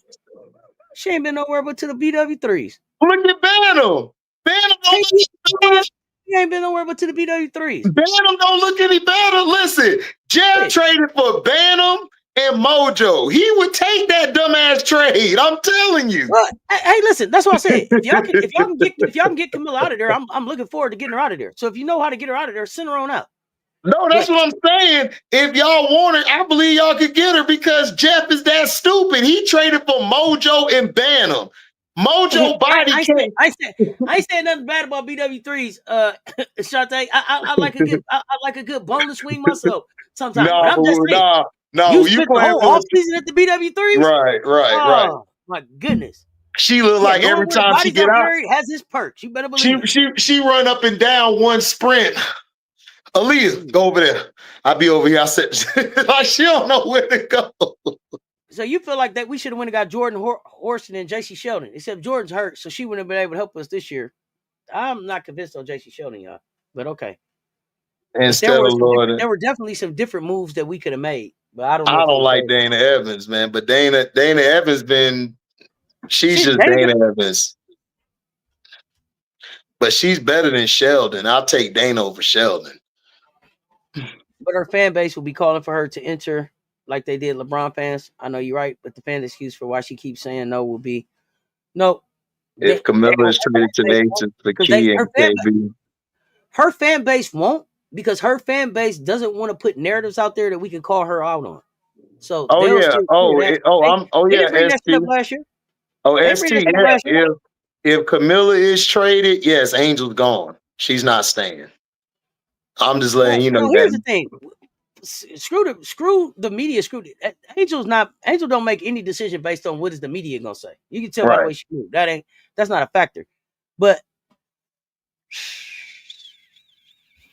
it would be hell. It would be hell for Chicago if Angel forces a trade out of there. That would be hell for them. Camilla is not far from it. Soon she'll look like KB. You think so? Crazy as fuck. You must didn't just watch Camilla in China. No, not no Kirsten Bell. She way better than Kirsten Bell. Also don't look shit like Kirsten Bell. You can't watch you can't watch a whole lot of basketball. Nadira said, please do not bring Bell over to my team, Jeff. I'm already 2 seconds from choking. Nadira, you should have choked him already. They got Vandersloot playing 35 minutes. Get her next draft. She's the best backup for the point guard. We'll see if the Aces get her. Said Costa contract 90 versus Erica Wheeler 79. That's this year. Aces want Asia to crash the boards, defend the perimeter, and put up shots. They need a front court with length and versatility. That's what Kia Stokes is supposed to be. Camilla putting on weight. Did I see how she looked in South Carolina? She was in South Carolina 3 years ago. I saw how she looked in China 3 months ago. Don't let look way better than she is now. Here's the thing. Y'all need to stop looking at how these uniforms have these ladies looking, because number one, they're not even cut for a female body. And what I noticed about these women, especially in the off season, is you can tell me that Camilla's putting on weight based on how she looks in her sky uniform, but when you see Camilla with her regular clothes on, what she look like? Skinny as hell. Putting on weight. She look like skinny as hell. She look like she in good ass shape. She is. So don't just make your judgment by, I don't know if you just saw her on TV or if you saw her in person with that uniform on. Don't make your decision based on that. I don't know how much basketball you watch, because I ain't never seen you in chat before. But yeah, I agree, Pharaoh X. I agree, Pharaoh. Thank you. Camilla lost weight. Thank you. So that's what I'm saying. I don't know how much Camilla watching you've been doing with your comment that you made, but Yeah, Camilla don't That's look cat. like she put on weight. I seen Camilla without it. People don't understand that bigs have to be the anchor of the offense. That's not how Miller being used in Chicago. So people think she's out of shape and useless. Exactly, my T girl. There we go, She's Frank. being utilized incorrectly. Miller just was posted up with the bikinis on. I don't know what you talking about. Miller got fat. Man.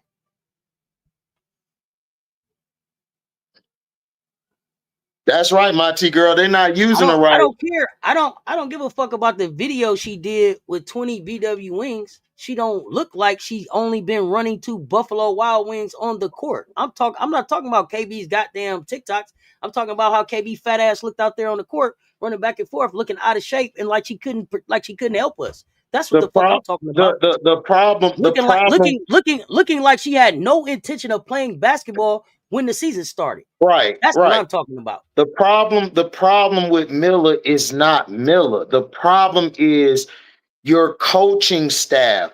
Your first chair, which is the bum coach from 3-4 years with the Dream, is in your first chair.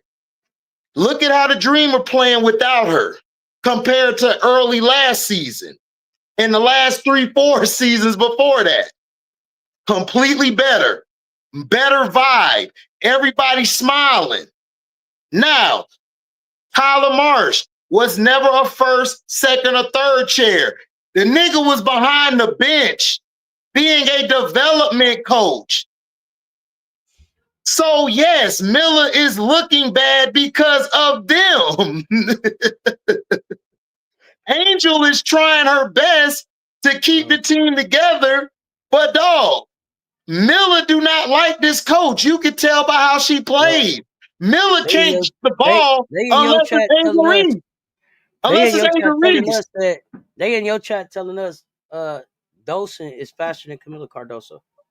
Who? No, Dolson's not faster than Camilla. She's not quicker. Dolson's being put in the right position so she's able to do what she does because she has a coach. She has listen, Sydney Johnson is being successful. Go look at who's in his first chair. That black lady with the glasses and hair, she own it. She coaching players. Who is it? She's up out the chair. I don't know her name. I just know she be up out the chair. She be out the chair. She be telling players where to go. She be telling Sydney Johnson, this is what you need to do. That's the first chair. Oh, you like, okay. I like you like. You see Pokey Chapman? Listen, Noel Quinn. Pokey Chapman. Pokey Chapman damn near next time. You seen the game? Pokey Chapman next to Noel Quinn coaching. That's what I need to see live. Barbara Turner. She played at UConn. That's what I'm saying. Like, our first chair, you know what she doing? She like this, Auntie, like. I don't need you to look like you don't know what the hell going on. Yeah, everybody watch the game. Everybody watch right. Like, yeah, all right. Tyler Marsh like this. Then all of a sudden, this how I know you a token nigga. I'm sorry, folks. This how I know you a token guy. You came to LA without the glasses on, trying to look like a mother effing coach. Mm-hmm. Nigga. And then had to say, where my glasses at? Right. Then said, where my glasses at? Because you started getting ass whooped. You couldn't see when we hired you, fool. Started getting ass whooped in the third quarter. You had to put your glasses on just to see if you messing up. Yes. Shit. Look, my first chair don't need to be looking confused. I need my first chair knowing what to do. I watched all 3 of these games, and I watched last year's game. Even when Miller last year was out of position, she still was more effective than she is this year. And y'all complained about teaspoon X's and O's. That was the way the teaspoon was using her, though. Exactly. That was the way that she was being utilized in that situation. And she was more effective then than now. Now she come down the court, she don't know what the hell going on. Oh, okay, yeah, Josh, just say that. That was all you had to say. You miss how Camilla played at SC. Yeah, one day Okay, we so gonna see a player like hold that on, again. Auntie. Let me get this, You could have Auntie. said all of that. You could have said that without that Let me she say ain't this. pushing Let me say this, Josh. Let me say this, Josh. Don Staley, Teaspoon, Don Staley. Don Staley, Tyler Marsh, Don Staley. Do you see the difference? Do y'all see It's the not there. difference? It's not Hold on. there, Josh. Hey, I hey, understand what you're saying everybody in now. the back. Hey, I hey, you understand what see it is that you're the saying. But difference? I'm gonna tell you this. You see the difference? Listen, I don't even normally call out just other people's pages to be calling them out.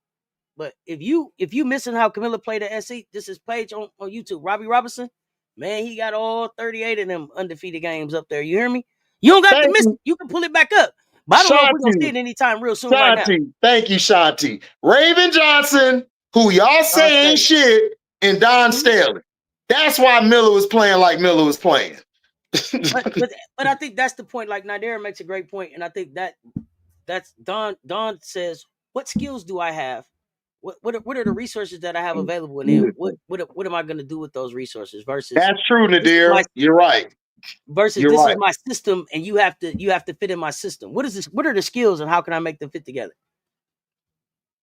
What messed Spoon up was you were trying to make Dana a traditional point guard. She's not a traditional point guard. Dana is a scoring first point guard.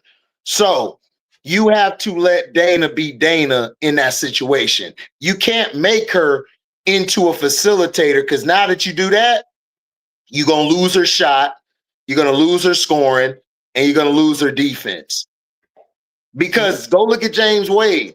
James Wade didn't play her like a traditional point guard. James Wade said, look, we gonna let Candace be the point guard, really running the point.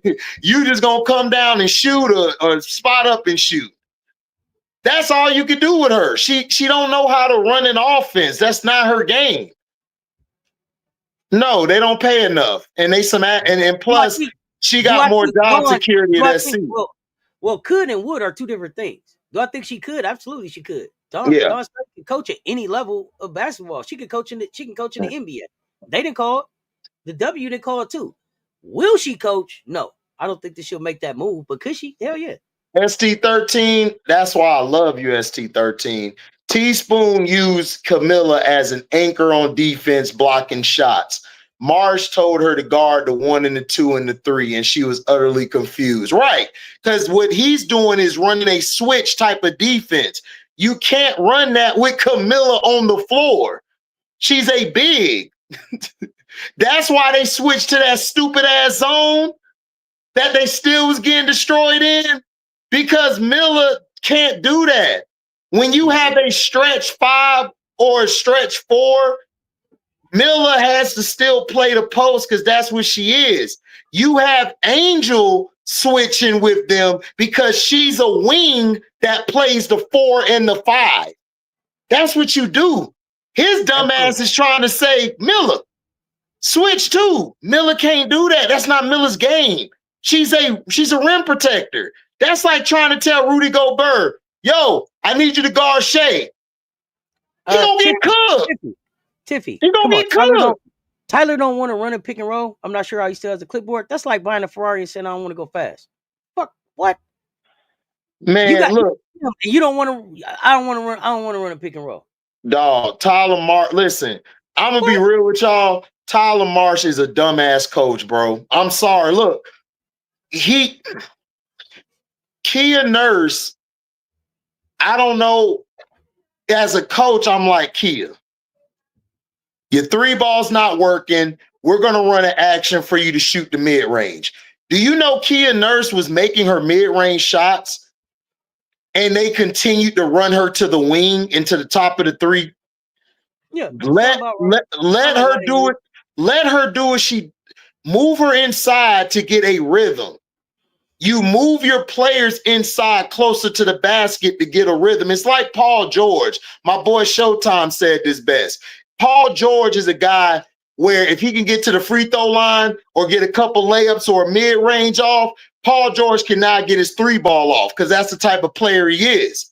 Kia Nurse may have to do that because her 3 ball sucks right now. You got her coming out and shooting 5, 6 threes, and she missing all of them.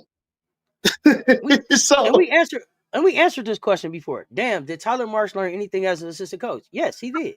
Yeah, absolutely he did.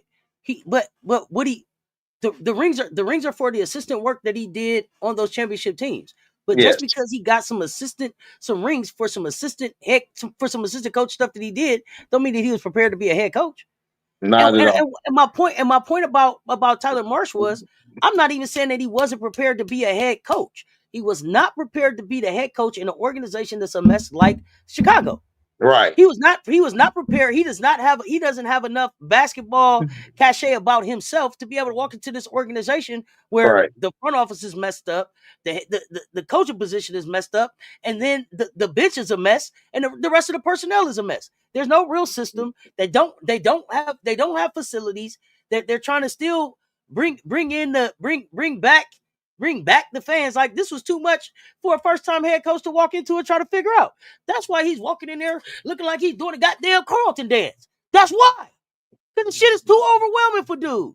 Yeah. That's all. That's Now, why he had if he'd have walked into his glasses off. Man, took the glasses off, put them on, he don't know what he doing. He's just trying to figure it out, man. He's trying to fake it till he make it, and it ain't working. Nadir, you said you need this hoodie, Nadir. Like this right now. You said you need this hoodie. This specially customized. Man, you better put it in the store. You better put it in the store and let them know it's available. I got it. Nadir, yeah, I got you, Nadir. You got to pay a little extra to the Cashapp for that. The merch is coming. The merch coming. He out there looking like Carlton, bro. He out there. He is Mario. He is Carlton, He don't know what he's doing, bro. When he didn't have his glasses on, we did the game yesterday. Me and Show did the play-by-play yesterday. I said, dog, he ain't got no glasses on. Show was like, oh, now he want to be serious. This is going to be a long game. And guess what? It was a long ass game.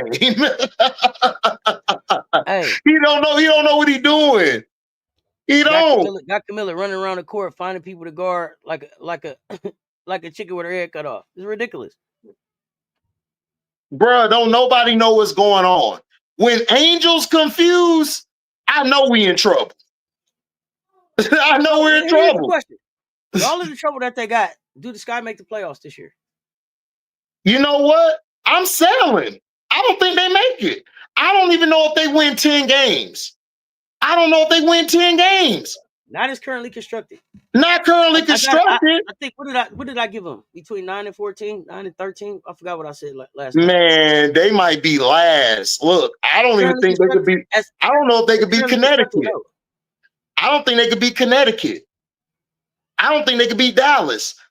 I don't think they could beat Phoenix tomorrow. I don't think they could beat anybody. They're going to get their wins by luck. I don't see it. So with that said, it's like, okay, now how many of them games is Angel and Camilla just going to keep sitting by like, okay, we still working.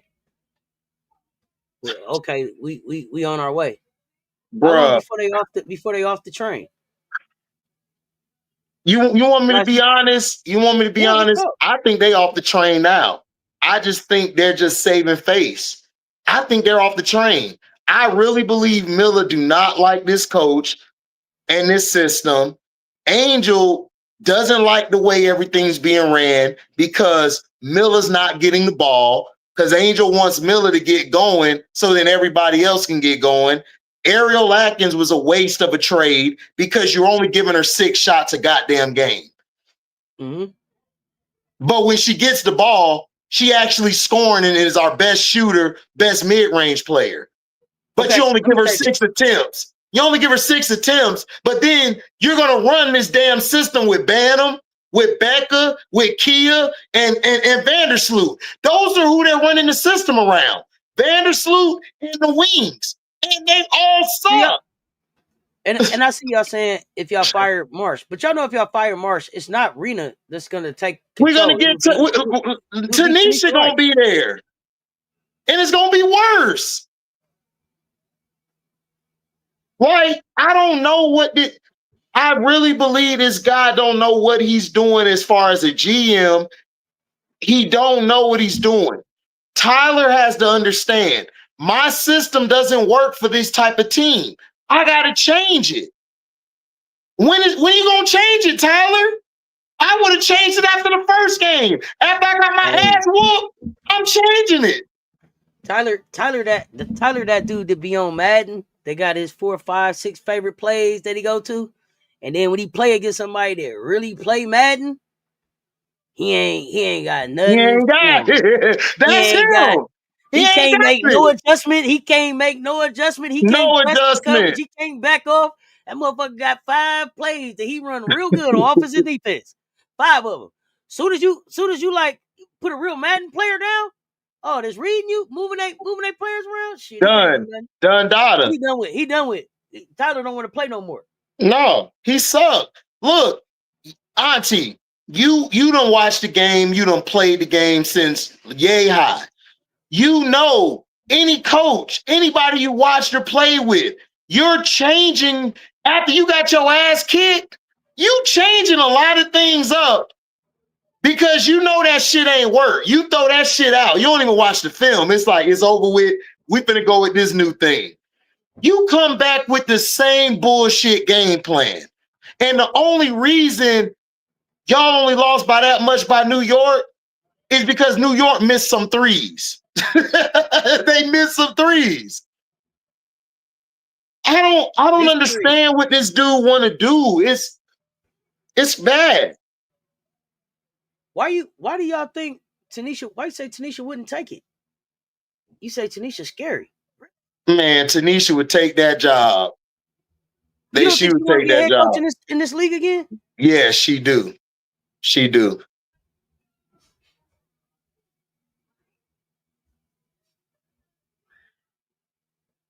Magical change a tire while to play and one. It's not even that ST13. The thing is, I just got my ass whooped on opening night.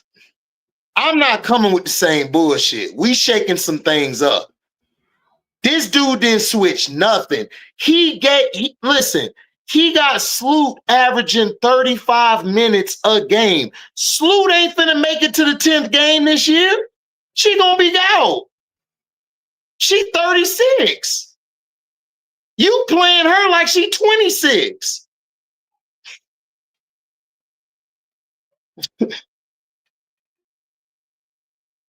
Angel cuts out Tyler. Oh yeah, Angel gonna choke Tyler. You might have a Latrell go down. Man. So we got some offers that we watching. Nephew, what else you got up today?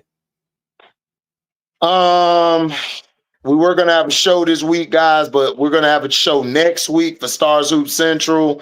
We're coming back next week. I'll probably have a show later talking about the games. I'm finna go get some of this Memorial Day eating, get fatter. I'm gonna make sure to keep the barbecue calling you. Like the barbecue was calling you. Keep calling you. The barbecue keep calling me. I see you looking around like everybody. I see you looking. I'm like, dang, is everybody walking by with their plates or what? Hey, cover that bitch like this, like. Hey. Where the plate at? Where the plate's at? Yeah, so I'm gonna have a show later, y'all. Other than that, I'm chilling, man. I did my early day video earlier. I crashed out on Jeff P, so I got that out my system. I'm good for the rest of the week because I know we losing tomorrow and we losing Thursday. Oh, man. Hey, man, we appreciate y'all pulling up and rocking with us on Memorial Day. Man, if you did not hit that like on the way in, hit that like on the way out. Make sure y'all are subscribed to both platforms. Go on HDiiTV, go on Cess Talk Sports, hit the subscribe on both, ring the bell on both. Don't miss the drops. I got barbecue ready too, so I'm finna eat and see what's going on. But I'm back later on with Coach Rowe. Y'all know it's gonna be some silliness tonight. Double roll 7. Double roll 7 in the building tonight. And then tomorrow. Oh, we got me and Rob the Man. Me and Rob the Man is back tonight. We talking aces, strictly aces. What the hell is wrong with the aces? How we gonna fix the aces? Pull up, hang out with us for that. And then we got like I said, now joining the conversation. So 2 more shows coming up tonight. Appreciate y'all rocking with us. Like I said, if you didn't hit that like on the way in, hit that like on the way out, and make sure you subscribe. Until next time, y'all know what it is. Stay tuned. Talk soon. Now what? The sound off.